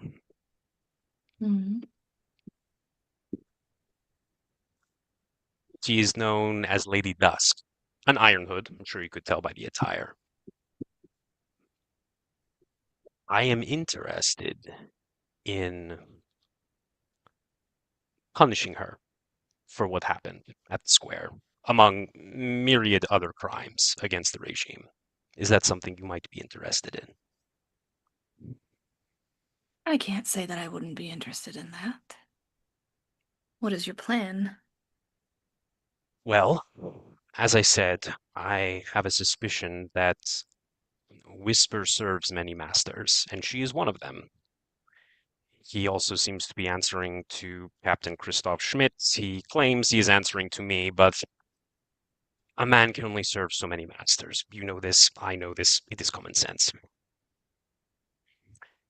That syringe, that needle that she plunged into, my apologies, there was something in there, something powerful. How did she get that? As far as I know, and you are currently a Talon, so perhaps you know more than me, I don't think the Ironhoods have access to that kind of alchemical power. Is that your experience? That has been my experience, yes. Kind of looks around the forge. I imagine like the hammering of the metal is shielding this conversation relatively well. And then she'll say, I wonder if perhaps the good doctor might be involved somehow. I hope he is not. He is a friend of mine, and it seems he is a friend of all of ours. I wonder if finding him will lead us to her. And all that I ask is that you may have your revenge in whatever form that takes. I just want the body. Yes, you want the body for and she kind of wiggles her fingers. She smiles. It's a little cold, but she says, I wish to. I don't know what rumors you may have heard about me, but I wish to reclaim what I have lost. I wish to reclaim my family. Is Penelope wearing her uniform right now, her Talon uniform, or no? She's not. Yeah. I think when she says family, you see that one purple eye, it locks onto your uniform. And I think there is this, maybe a little surprising given how sort of scarred and brutalized Maraza looks. There is this deep longing in her gaze as she looks at that uniform. things were much simpler when I wore that uniform. I'm sure they My were, company, Captain. yes, my company was my family. Sounds like we have an accord, yes? I suppose for the time. And as I said, I am happy to let you do what you feel must be done to satisfy your need for revenge. I'll make sure her body isn't terribly torn apart. Make an insight check for me, Penelope. Okay. That is a 14. Yeah, I think with a 14, I think you get the sense, sort of like when you're talking to someone and they're saying something and like you're hearing what she's saying, but there's something under there that maybe Miraza herself isn't even aware of. I think honestly, even with the 14, like maybe, well, no, because you were really more focused on Trevor, which makes sense. He was literally mutating in front of you. So yeah, I think you get the sense there's something there that maybe Miraza herself is not cognizant of. Um, unless you say anything else, she will nod to you and kind of leave you to your contemplation. She doesn't want to disturb you anymore, unless you say something as you start to turn away. I think she would say, as Maraza turns, Mhm. Yorgu and I are going to approach the good doctor's home.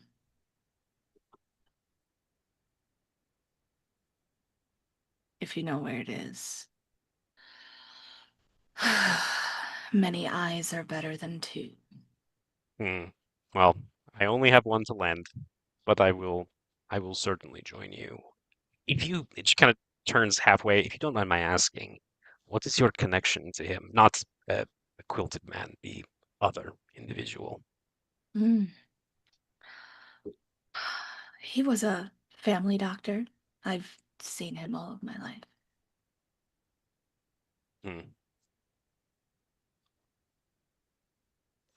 Penelope, remind me, Penelope looks relatively pale. Like, would she look paler now than she did when she was back in, well, in Talons, but yeah, go ahead. She's more pallid now. Like, she at least had some, like, rosy color, and now she doesn't have that anymore. Okay.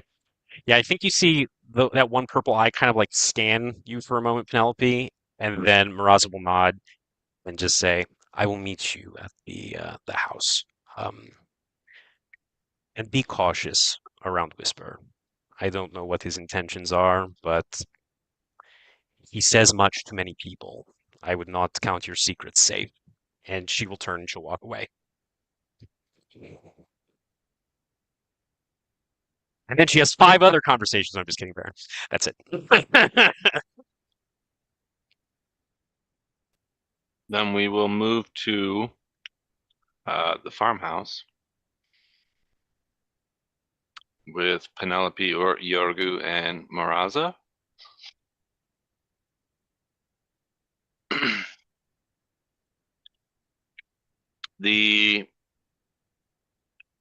It's not really a farmhouse as much as it's like a townhouse on the edge of like the Walden section of town. You can see that it is thrashed, like tables broken, any kind of dishes or anything like that would have been smashed and like scattered about the building. Anything wooden has been destroyed, furniture's been destroyed. And it's kind of been cordoned off by the Talons, but you can tell that nobody's been here in a couple days.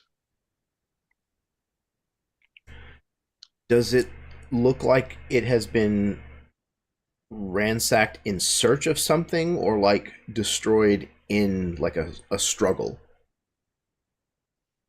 Roll an investigation. Ooh. Let me see. Investigation. Roll a sense motive. I rolled a 1, so that's a 2 total. Don't forget, though, as a human, you start off with heroic inspiration every session. Get 1 if you want to use it on this. Nope, I don't. Okay, Jeremy just doesn't want to know things. No, I'm just kidding. wisdom. I mean, Yorgu, to you, it looks like, whirlwind had taken this place, surprised. This is terrible. His family, his suffered a terrible fate. We should find them. We must find them. And soon. Yorgu, you see like a doll underneath some of the rubble. Oh no. He kind of like picks the rubble up and moves it like effortlessly out of the way and like bends down and grabs this doll, which is just like minuscule in his hands.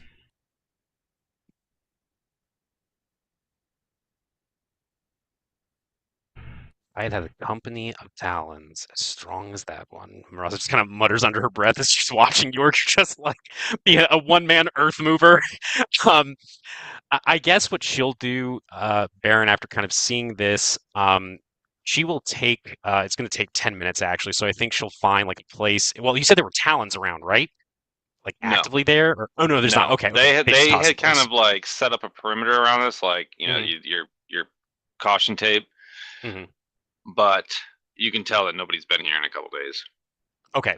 She will find kind of a secluded corner and just say, give me a few moments. Please don't let me stop you all from investigating. And she is going to close her one good eye. And then I think the mote of yellowish green flame in her left eye is actually going to leave her eye socket and start to kind of like survey the area. She's going to cast Detect Magic, but it is going to take 10 minutes for that to happen. And she's going to try to see if there's any kind of magic present here as this, she's examining this tossed place. While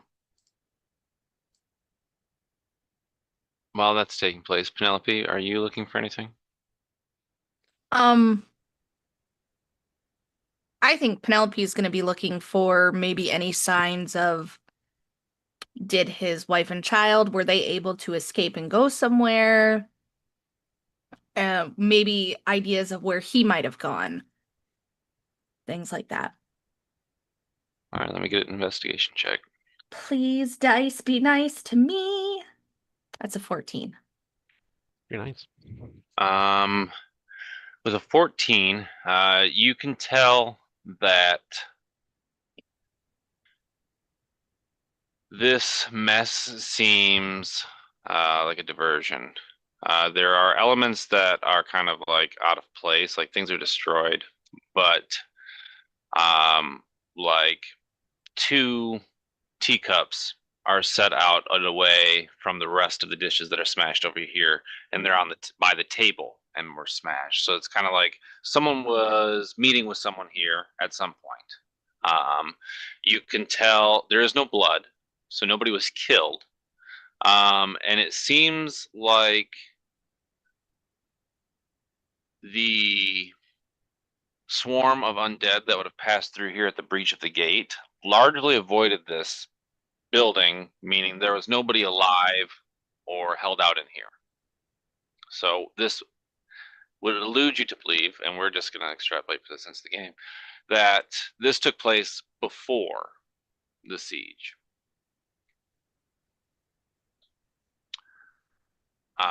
You are aware that Johann has obviously a wife, but he also has 2 children, a son and a daughter. They'd probably be like 8 and 12.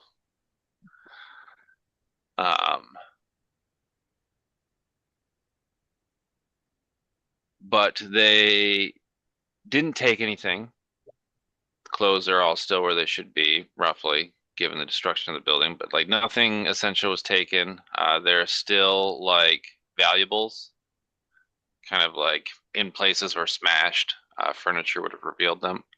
So It wasn't like they were robbed.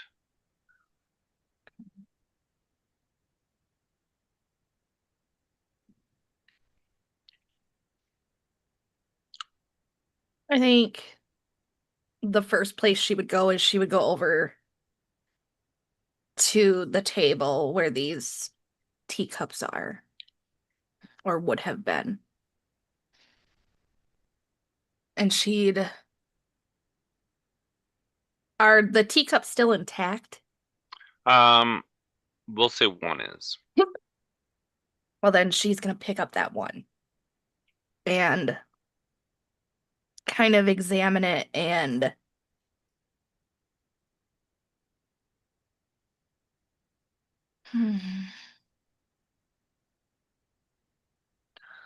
who are you meeting?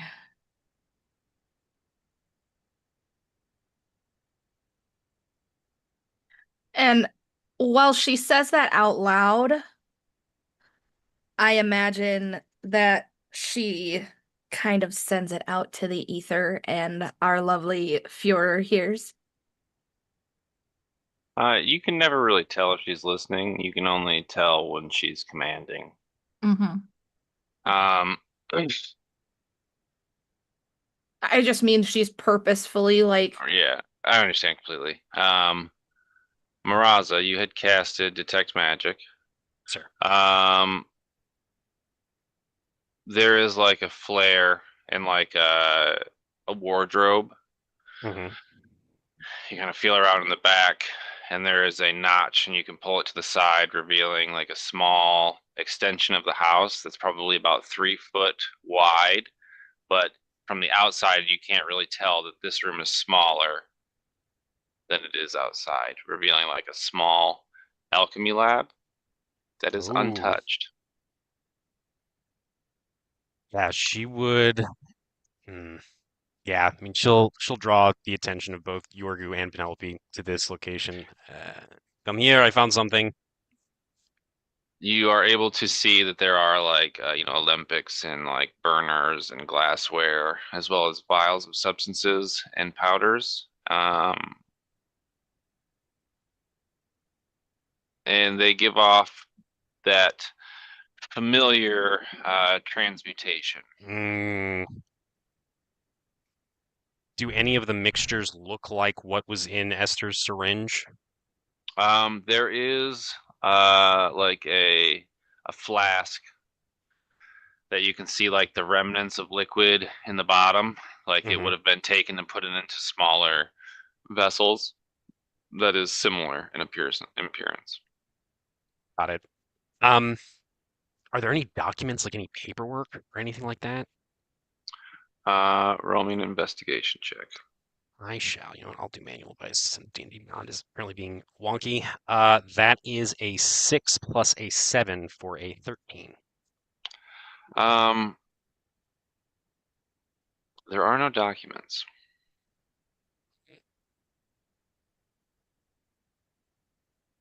There anything in here, like iconography or items that Maraza, as a former Talon, would associate with the Iron Hoods in any way?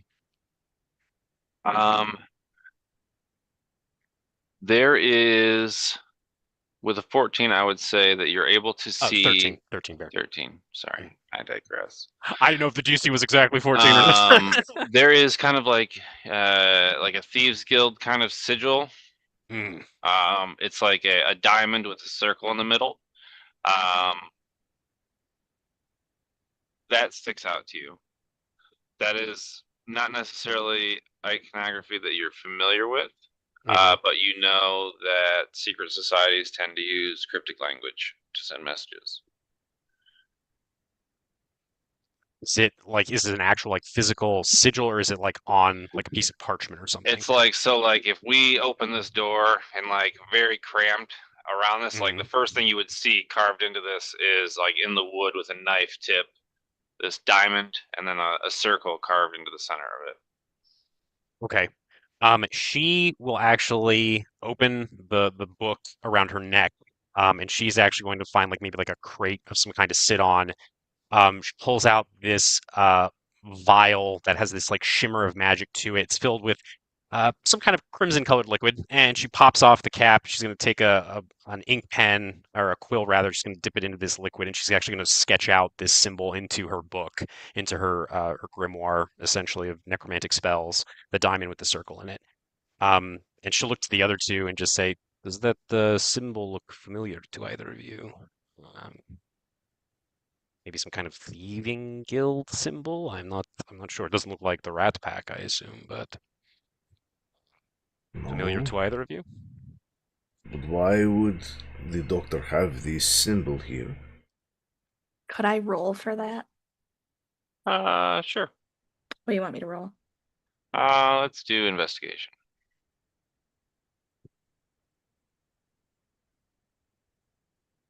All the investigation. 23. Damn. Given the essential purpose of what these runes are for and your position in the Talons, you are not exactly familiar with it, even with a 23. But you are definitely aware that gangs, groups, cults that would like to operate and communicate in private without the fear of Talon intervention would probably utilize some sort of code. You may have seen sigils like this. I mean, ultimately, I think what you all can gather is that a criminal organization was watching the doctor. There's really only one of those that is kind of loose on people's lips at any given moment in time. There's no thieves guild. You know what I'm saying? Okay.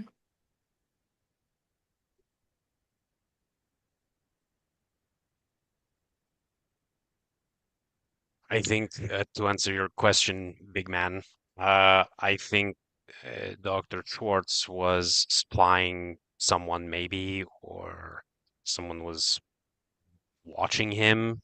That could explain why he hid this in this wardrobe. Actually, does any of this look? I mean, she'll point to the flask that you mentioned, Baron. There's a little bit of residue in there that looks very similar to what happened to Trevor, what Trevor was injected with. Does anything else in here look familiar to you, Yorgu, from your time in Morfenzi? He'll take a look. Roll a wisdom saving throw. Oh, God. Womp womp. Exactly. Damn it! Okay. That is a 9 total. What does it look like as you enter a rage?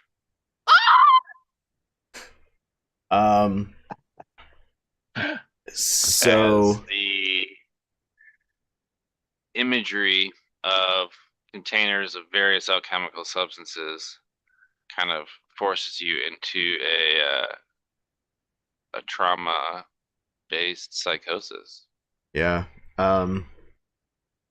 I think he kind of like really looks at the table for the first time whenever Maraza kind of directs his attention towards it. And he gets closer, and it's really the smell.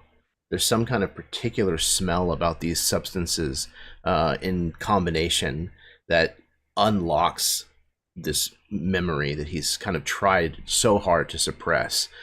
And Iorgu kind of shakes his head and just kind of starts to mutter, No, I will not go back!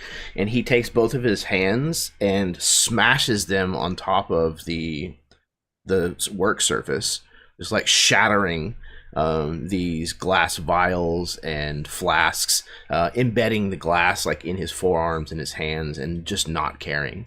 And then he grows in size. He, almost like doubles in height and in width, and he starts trashing this small space.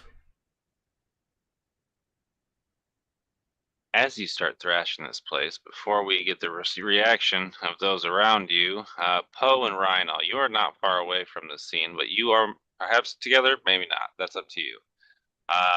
What is your instinct when you hear this commotion going on in a part of town not far from you? We'll start with Rhino.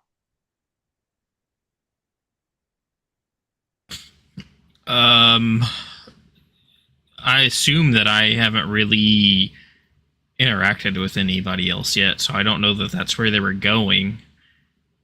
But I would also assume that I may know, like, the general direction of the doctor's house, since I at least took Penelope to him. Right, you would know. I think Rhino probably sprints for his sword and then heads that direction. Poe. I think he will allow Rhino to run off ahead, and he will kind of trot along casually in the shadows to investigate instead of he's definitely not grabbing his sword and pulling it out. He's gonna find a advantage point to observe. We happen on the scene. Penelope and Maraza. Yorgu is expanding rapidly in front of you.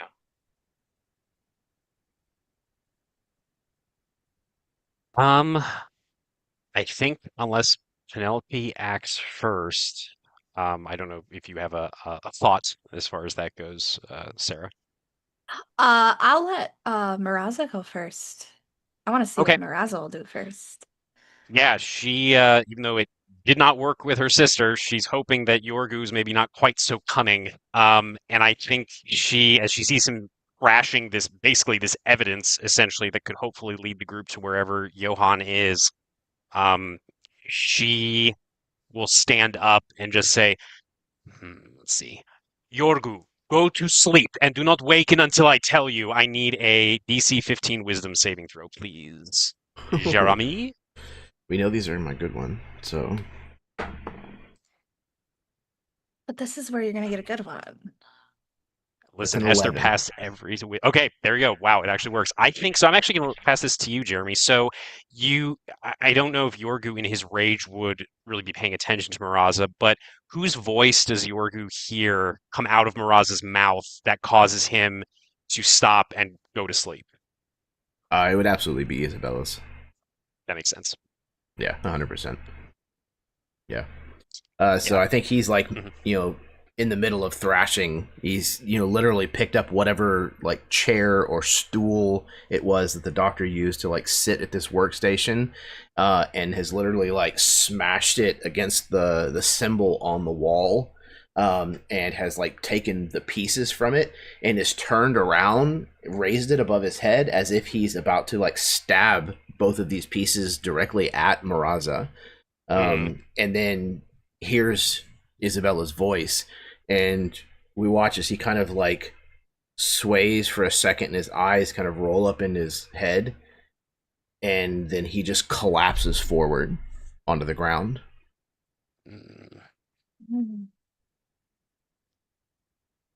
Well, I think Maraza will kind of like remove the pieces of chair from his big hands.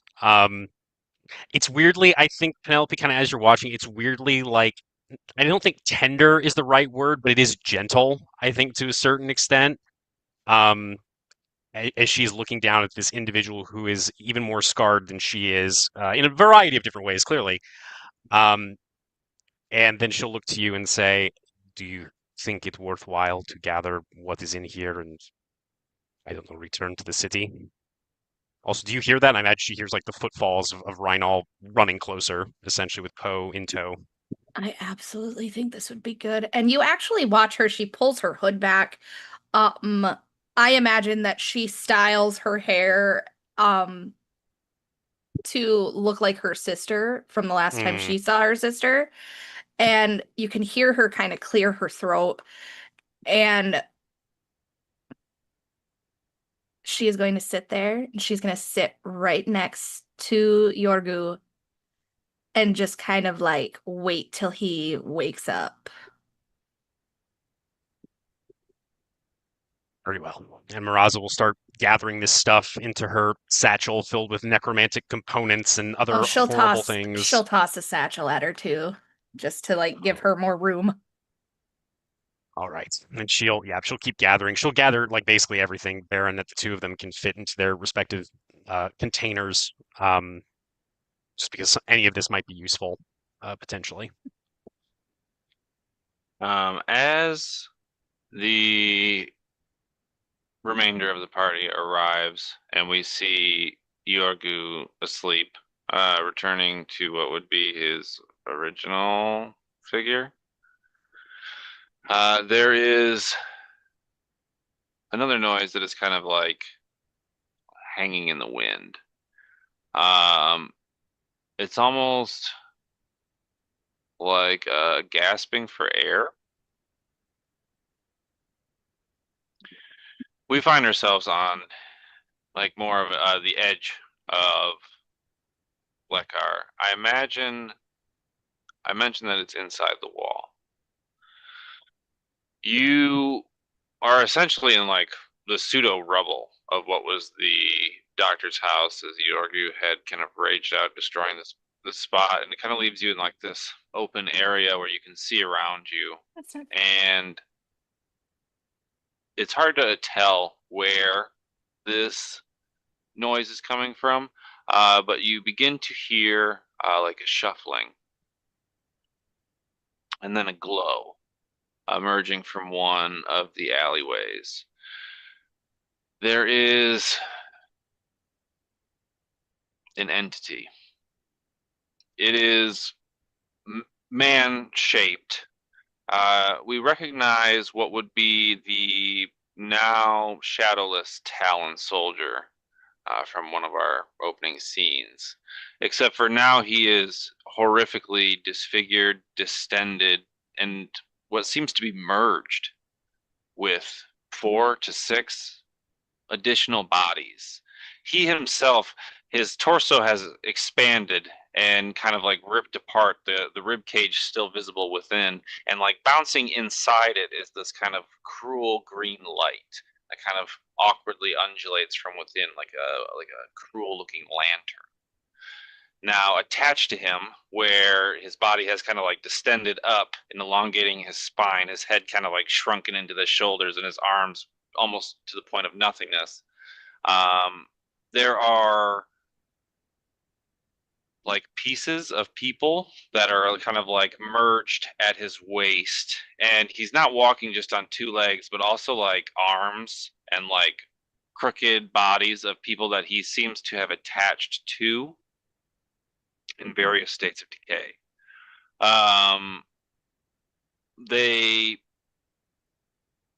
I think the noise that we hear is one of these legs is actually the torso of a body, and every time it steps down, it kind of like forces all the air out of its chest. I need everyone to roll initiative. Gross, Baron. Super gross. Including me. You are unconscious. Yeah. So Um, do you need initiative? I'm gonna say no. Well, real quick, so suggestion is a concentration spell. I think I can it's just a freely. suggestion. I thought you. Yeah, cast that's a sleep. spell. I'm sorry. No. So I can freely end it. So yeah, I think seeing that, Miraza will end that. She'll just say, "Yorgu, wake up!" So I'm gonna say that you are still asleep. Sure. And will require someone's action to wake you, so you can roll as well. Baron, I have a question. What is your question? When I step into the room, do I recognize the symbol? It will take a turn for you to investigate because the Orgu kind of like raged and kind of destroyed the space even more. So if you go in there and look, yeah, I was just wondering if it was like danger, Will Robinson. So stay away from this place. It's bad. What did you get, Jeremy? I think you're the only one that I don't see on here. Yeah.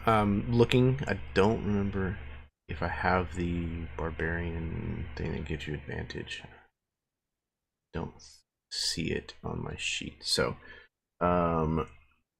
it's gonna be a 19. Damn, son. Okay.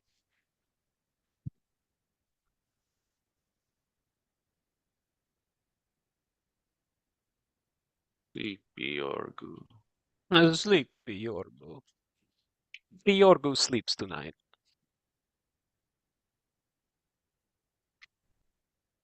All right, Yorgu, you are asleep for your turn.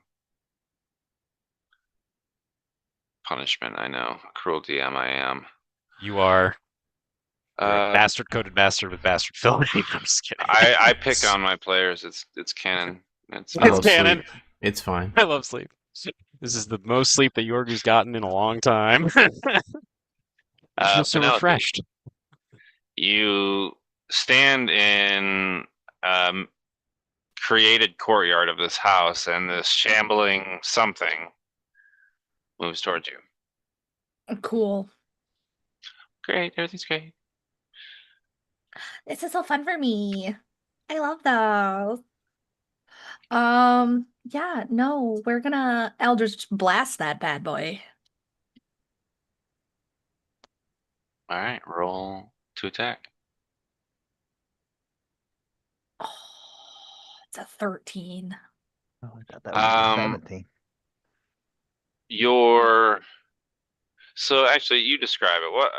What messes you up?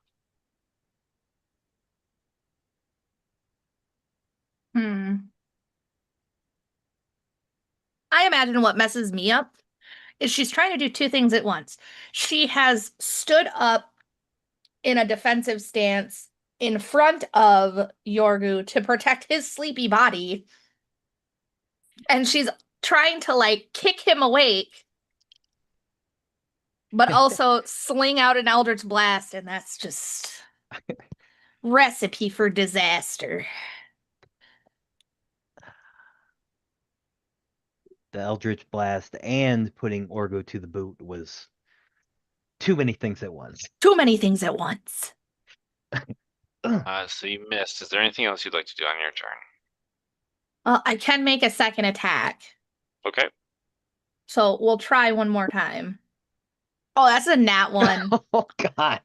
I should very much just give you all of my beautiful nat 1 what consequences, because those are Probably fun for should. me. I think in this instance, I'm not going to punish you for that one. And missing is probably punishment enough. Would you like to move? You're going to stand in front of Yorgu while he's sleepy? I am absolutely going to stand in front of Yorgu while he's sleepy. All right, that brings us to the lantern's turn.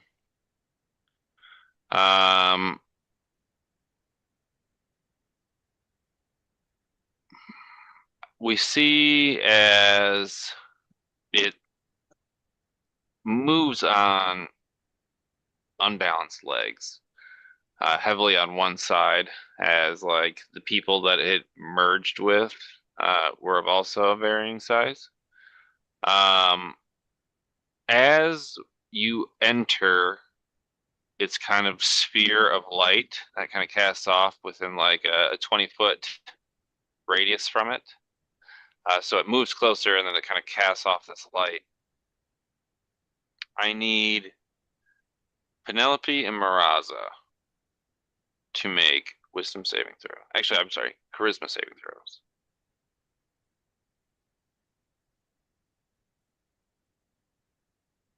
It's a 24. Okay. There it is. I That want was to close. reroll this. You know, I'll keep it. That's a 14. Penelope, you are able to resist the light's effect. Maraza, you are afraid. Oh, that makes sense. It's like seeing something that you shouldn't see. You're peering into a light from beyond the veil. You've encountered magic, and you're dabbling in necromantic energies. This seems raw and brutal in nature. The forces that you deal with, though similar,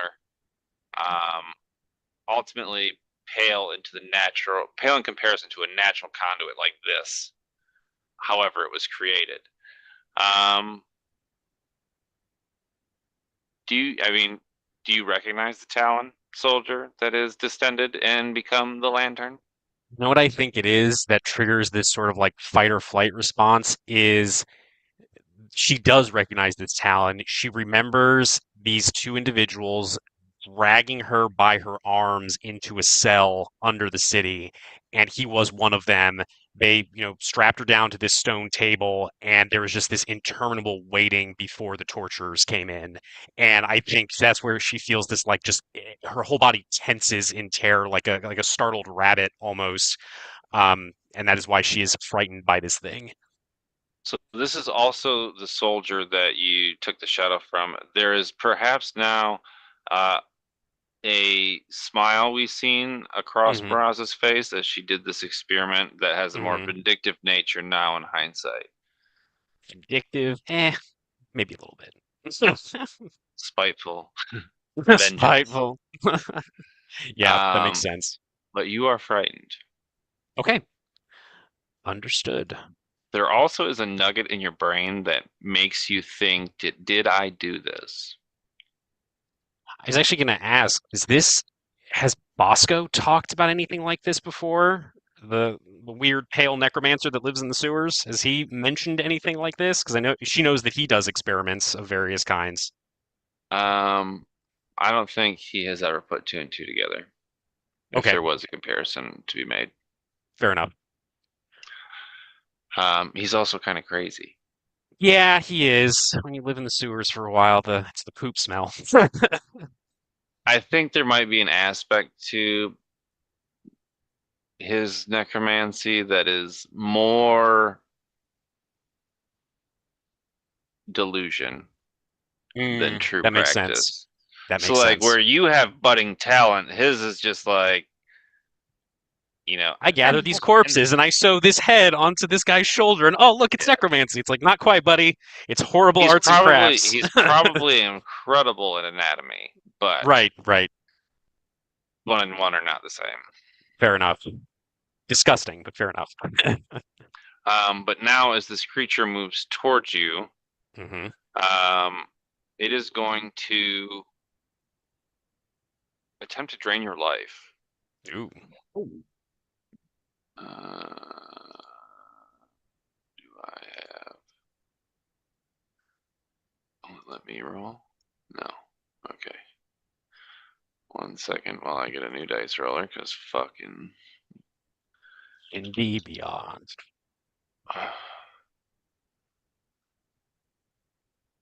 I imagine a 21 hits you. Actually, you have access to shield. Does 21 hit you? 21 would still hit with shield. Yeah, so it does hit. Okay. Actually, hang on 1 second. Please hold. Holding. Okay. She is going to, despite the fear, when she sees that young woman's face, that Talon's face, and recognizes her as being one of the individuals that dragged her into the torturer's chambers, she draws upon the memory of this very brief, like literally like 3 or 4 words, this interaction that she had with Vladeska when she was promoted to the rank of Talon Captain. That is like the extent of her actual interactions with the Crimson General that she is so devoted to. It's more of like this obsession with this distant figure than anything else. And she is going to take a breath and say, "You fail!" And I'm going to need, actually, it's Silvery Barbs needs to reroll. She's going to use Vladeska's command and Vladeska's decree, aka Silvery Barbs. So it just needs to reroll the d20. Higher. 27. Higher? Balls. All right. Damn. That's it. That'll hit.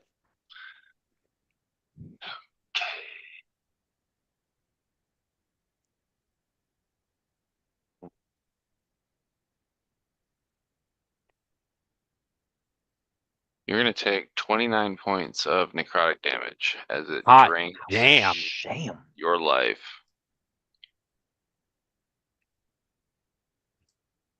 But that is its turn, which brings us to Poe. You are witnessing this light. Miraz is after the lantern, I think, unless yeah, she doesn't get to act. You're correct. Okay, then you're good. Yeah, so that is a brutal hit for her. I'm assuming this thing is within 5 feet. Is that correct? It's within 10 feet of you. Okay, so it's got that reach. Okay. I like, think as it was kind of draining your life, it's like this orb that's like green light coming off. It starts bouncing faster, and your essence is essentially sucked into this lantern's center. Okay. Yeah, Miraza feels sort of this pull at what, meager essence she has after, scrimping and scrounging to survive for the last 3 years. She takes a moment, despite the fear kind of pounding through her, and she's going to look down at the middle finger of her left hand, which has that sort of gaudy emerald ring. She smashes it against a wall, and that black liquid kind of oozes out, kind of slops onto the ground, and then it's kind of funny that you made this individual like an amalgamation of different bodies, because that's kind of what I was thinking. In the interim period before we went out to the farmhouse, Maraza has also added the shadows of other people to this thing. And so we see the young Talon shadow, but it's got 3 heads, it's got 5 arms, maybe 2 or 3 additional legs. She's going to cast Trader's Reward, aka Summon Shadow Spawn, as these numerous shadows of deserters, of maybe like an Iron Hood she was lucky enough to catch in the interval. They've all been stitched together with necromancy. So that is going to be her action to do that. Bonus action, she will, drawing from basically the feeling of her own essence being absorbed, she will enact the Dance Macabre. And so that is going to bump her AC up to, I think it's 19. So hopefully that'll help with that. And then, so that's bonus action, action. She is going to move backwards to, I guess, like the door area, or is the creature between us and the door right now? So it's just kind of waddled in. So I would say like the front half of the house is kind of It's just broken gone? off. So it's Okay. yeah. There Okay. is nothing separating. Like you could run away right now. Okay. Yeah, she will she'll back up probably like 30 feet, so you get an opportunity attack, I believe. If you'd like to take that. Yeah, I would. You know what? Why the fuck not? I'm not going to use that reaction. Not good. 11. Okay, yeah, so that won't hit. As her one good eye floods with that sort of like inky black liquid, her veins become dark around that eye, and her left eye socket just starts belching fire. Everything slows down. She's able to, despite her fear, move away because she can't, because of the frightened condition, she can't move closer to the thing. That is it for her turn, which will then actually be the Shadow Spawn's turn, because it's right after her in initiative. So the Shadow Spawn, we're going to say this is.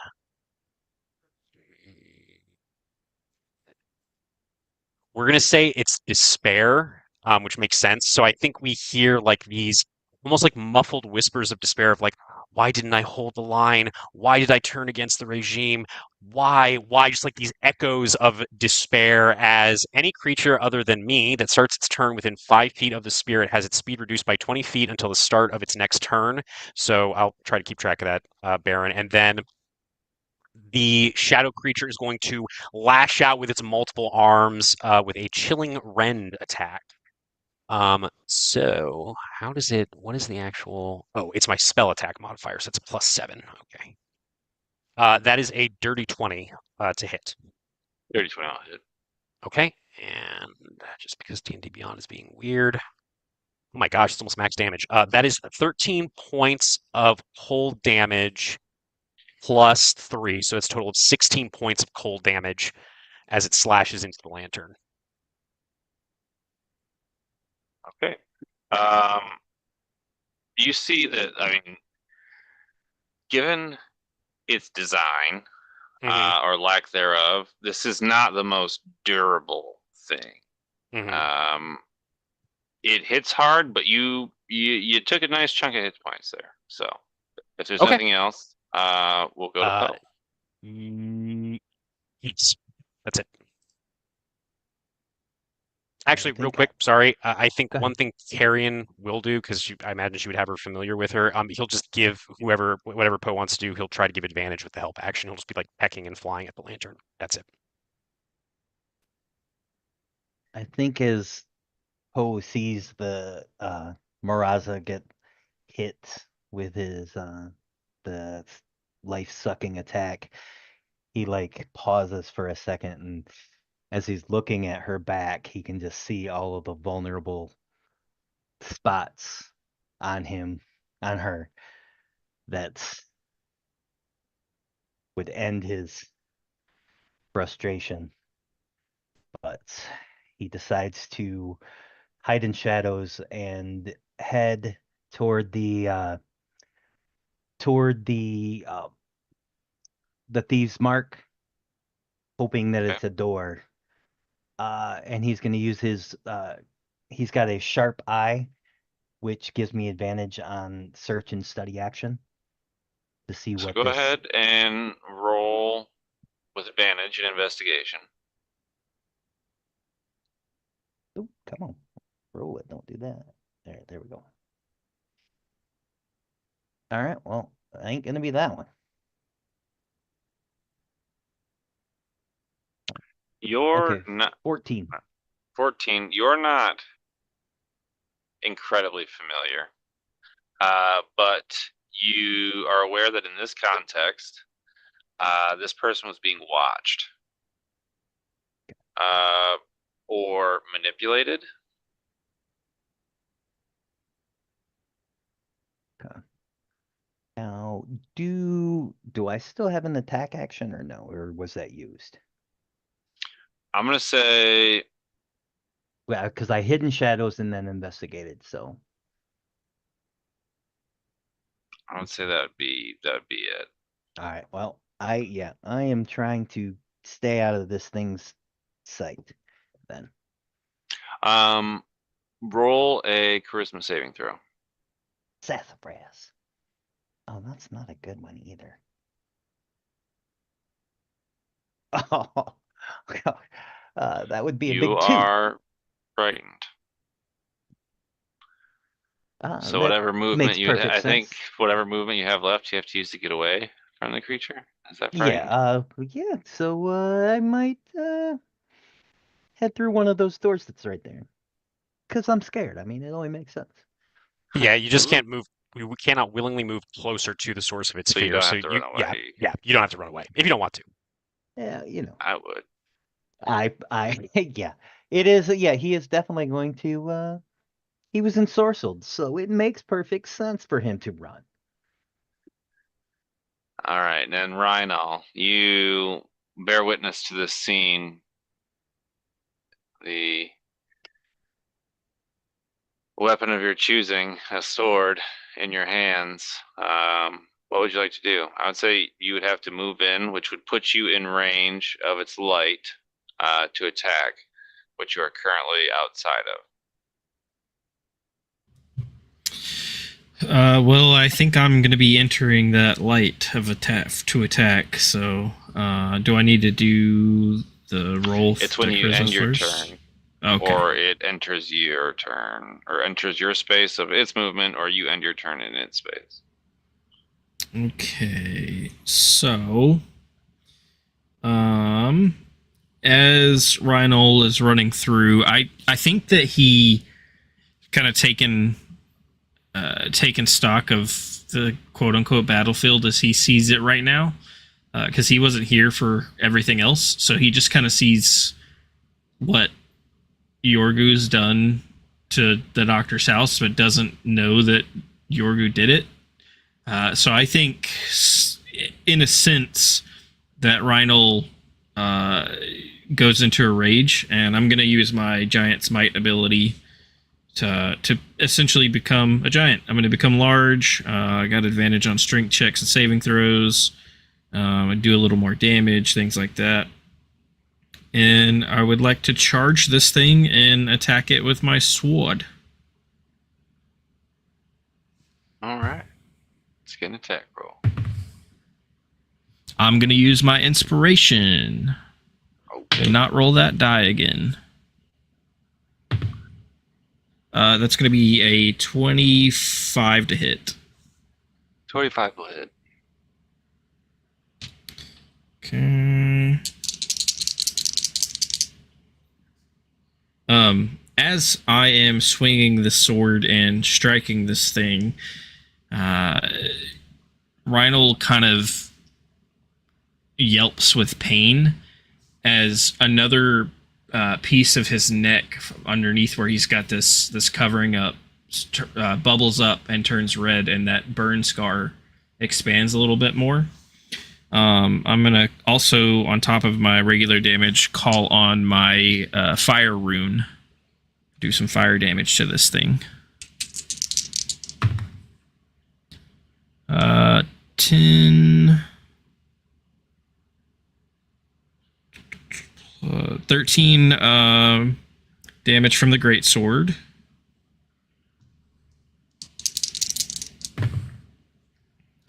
It's 6 fire damage. And then I need it to make a DC 12 strength saving throw as well for that. Strength is not its DC. Oh, I rolled a nat 20 for a total of 18. Okie doke. These when Rhynol strikes this thing and it takes this fire damage, what's happening is these shackles, these fiery shackles are summoned and go to try to clamp down on a couple of limbs of this creature to restrain it as it's doing this fire damage. And as it's just kind of shambling forward, it just snaps those shackles and that fire just disperses. This thing's looking pretty hurt. Yorgu, you are roused by the commotion about you. What would you like to do? He kind of snaps awake, somewhat in a start, and kind of looks up, realizes that there's, danger afoot, that people are fighting some kind of terrifying creature, and it takes him a moment to kind of piece everything together, but he puts one massive hand kind of on the floor next to him and pushes himself up, reaches onto his back and pulls out the massive rectangular blade of his cleaver, and gets to his feet. And if he's got enough movement to close, he would have 20 left after standing up from prone. It's pretty much like right on top of you, as it wasn't far from Maraza, who was very close to you. Excellent. Always good to wake up and see that kind of a thing that close to you. So yeah, he's gonna close the little bit of distance between them, and I'm gonna use my second rage of the day, but narratively, I'm just gonna say that he's actually still enraged from earlier. So he's woke just up mad. Yeah, exactly. He's, remembering, all the terrible nightmares, and closes with this thing. Yeah, he's gonna swing his great axe twice, recklessly, if you will. And Rhino, I've seen that you are frightened. Yeah, I'm thinking a 2 probably doesn't pass. No, he's scared. A 23 is the first hit. All right.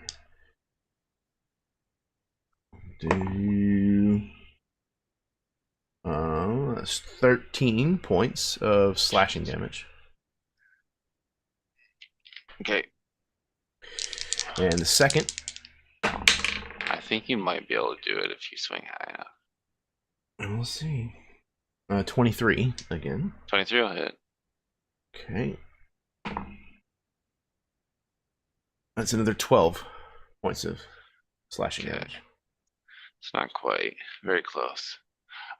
You cut into this thing, and I mean, like, the group of you have all been hacking into it quite a bit, and as Rhino, your sword swings, your slashes, your hacks, these merged bodies aren't permanently conjoined with it. You're hacking away the tendinous, membranous connections that are holding these bodies together, and they're kind of falling apart. And until we have this very gangly, the legs are very bowed out from carrying all these other bodies attached to it is very like stick, and like you could probably like push this thing over now that it doesn't have a whole lot of bottom balance. It's very close to dead. Penelope, you're the only one that is. Well, actually, Yorgu, roll wisdom or charisma saving throw. Cool. Okay. That's an 8. You are the only person here, Penelope, that is not afraid of this thing. Coolsies. I love that. As the dead looks upon the dead, what would you Yeah. like to do? Oh, absolutely Elder Splash this bitch. Go ahead and roll. We're I'm looking for a scared. 16, so I'm so scared. Well, that one's not gonna hit. That's a 9. Oh, shit. I thought that was a 19. come on. One more. Oh, that's a 16. 16 is what you need? Cool. Okay, let's do this. For 6 damage. What does it look like as you kill this creature? Oh my god! You only had 3 HP left. I'm gonna shake a raccoon first. Hold on. Being a shithead. What this looks like is her Eldritch Blast isn't this like similar to Maraza, which is like green necromantic magics. This is crimson red, and as her first one misses, she instantly fires another. And the way that I imagine this is both of her eyes go completely red, and her Eldritch Blast hits, and there's just this like the Eldritch Blast envelops this creature and then expands outward. And it just kind of there are body see parts everywhere.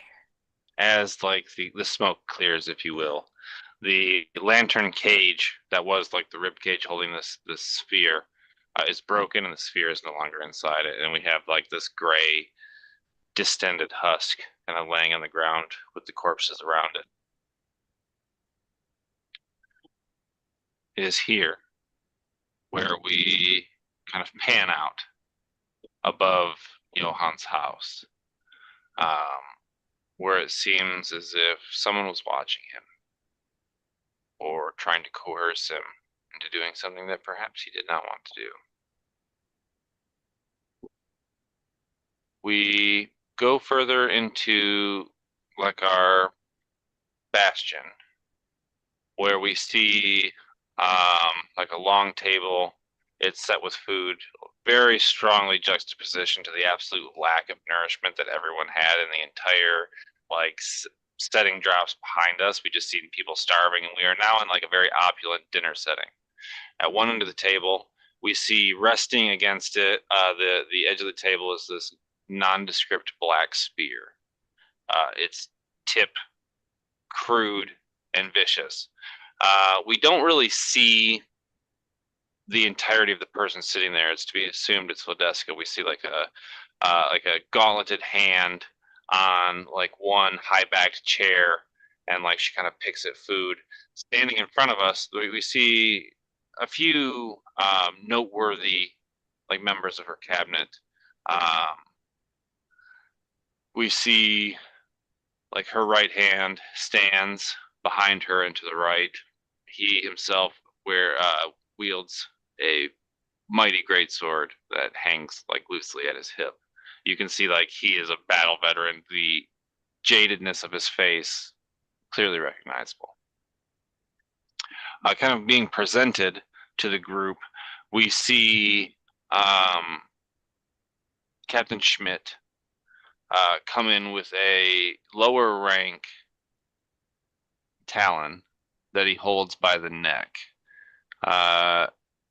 He brings him in and throws this individual down, which we would recognize Captain Schmidt and Vasily.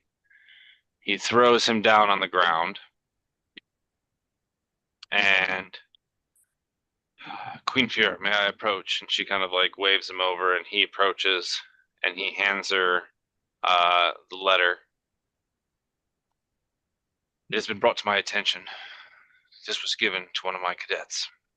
I thought you should know. She kind of like gazes over it. Is there anything else? He kind of reaches into a pocket, pulls out a second letter, and hands it to Vladeska. We seem to have had an informant. He has found correct punishment at the end of a stake, but the stories are oddly similar. She kind of like holds both letters in each hand. We see like a drip of like some grease from her mouth land on the top letter and kind of like smear, revealing some of the letters beneath in the second letter. She kind of like holds them together. She walks over to the cadet, and she probably a little bit more aggressively than you'd think. She like grabs him by the lapels and hoists him up. His feet kind of like come off the ground, and she sets him and kind of like straightens his uniform and kind of like holds him by the chin. You will oblige her, but you will also make sure this whisper stays unharmed. They're important to me. And she turns and walks back towards the table. She sits. We don't see her full face. We just see an eye, and it is a cruel and unyielding eye.